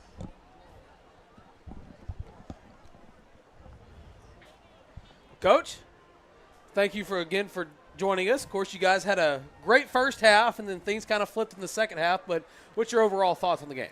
Oh, defensively, we got to play a little bit more consistently, down the stretch. I mean, of course, they leaned on us a little bit, and, we fought back. But you just can't give up big plays, which we didn't do in the first half. And, they're obviously a quality football team, and, we've got to take this and have a quick turnaround with a good Cabot team coming in here. Which will be similar, to what they're going to try to do offensively. So, and running the football at us, and it's a game that we got to move on from and be ready to play a little bit better up front defensively and make sure that we do what we need to do next week. Hey, Coach, you talk about just the great first. I mean, really, that was probably defensively maybe the best first half that you've had all season. And you think about it, not to make any excuses or whatever, but it's one thing to prepare for one really good running back like you had to do against Central last week. But when you got to do it against three, it's easy to get worn down once you get into the second half. Yeah, and and that's kind of what Bryant. That's kind of what they've done this year. They're a little bit. Last year they kind of had the senior quarterback, and he was running the ball a lot, spread you out, throw the ball some, run him some. And then obviously they don't have a mobile quarterback this year, and so they're relying more just on their tailbacks, their athleticism, just to, just come off the ball and get yards. And obviously they're not doing anything real complicated, but they got really good players, so you certainly can't take anything away from them. Of course, you guys, as we mentioned, very dominant in the first half. Bryant had a lot of penalties that kind of not helped you guys out, but it did not hurt you guys. Overall, what is the takeaway from your defensive line? Well, I think it's we're just a team. It's kind of where we are in the season. We're 2-1 in the conference, and everybody kind of when the season starts, it's like, oh, football, and then now you're into that that conference season falls in the air, and it's really about where we go from here as a team and as a unit. These next games will determine the playoffs. Playing for a home playoff game, obviously playing for seeding and all that. So I just think our guys got to stay the course and execute next week. You go against Aaron Orgel every single day in practice. Obviously, Yeah. you know what he has. I know you knew what he had in junior high and all those different things, but I will say I've covered a lot of high school quarterbacks. It's one of the toughest kids that I have ever seen. What can you say just about what that does for your defense to see your sophomore quarterback just gritting it through the pain that he has? Yeah, it all starts on every football team in America. It all starts with the quarterback, right? The type of player he is, what he brings. There's different kinds of those, like you said. There's some guys that are high energy, guys that are more cerebral, guys that are just tough kids like him. And yeah, when you can look at a kid like that and and know that that's how he's going to lay it on the line every single snap, then we should feel inspired to do that ourselves. So Right. Of course, I guess my last one for you, Coach, is, number 99, B.J. Mitchell, the freshman. He's been an important piece to your defense. What does he mean to you as a coach? Oh, Bryce is, he's a great kid. He's 15 years old, playing, the majority of the snaps in the interior against some guys. He's going to be a great one, and he already is really good. And just like so many of our kids, he's a great kid that, he's going to continue to grow, continue to develop, and, just excited about him both now and in the future. And, and that's just kind of where we are. So the future starts next week. Well, Coach, again, thank you so much for coming down doing this post-game interview. Yep. I know scoreboard may not look like the way you want it to. But no moral victories. But nonetheless, not you that guys – there would be one tonight. But right. You guys start the preparation next week for homecoming against Cabot. Yep, big game. Thank you guys for tuning in. Thank you guys for all your work. Thanks, Coach. Thanks, Coach. Thank you. See you next week. Well, that's for us here in the booth. It's one final time. Tristan Harlen here for Kyle Sutherland and Blake Amsler, reminding you our final score: Bryant 48, Pulaski Academy 14. Next week we'll be right back here at home for homecoming against the Cabot Panthers. Thank you so much for tuning in to PA Live, courtesy of the Natural State Sports Network. And as always, go Bruins.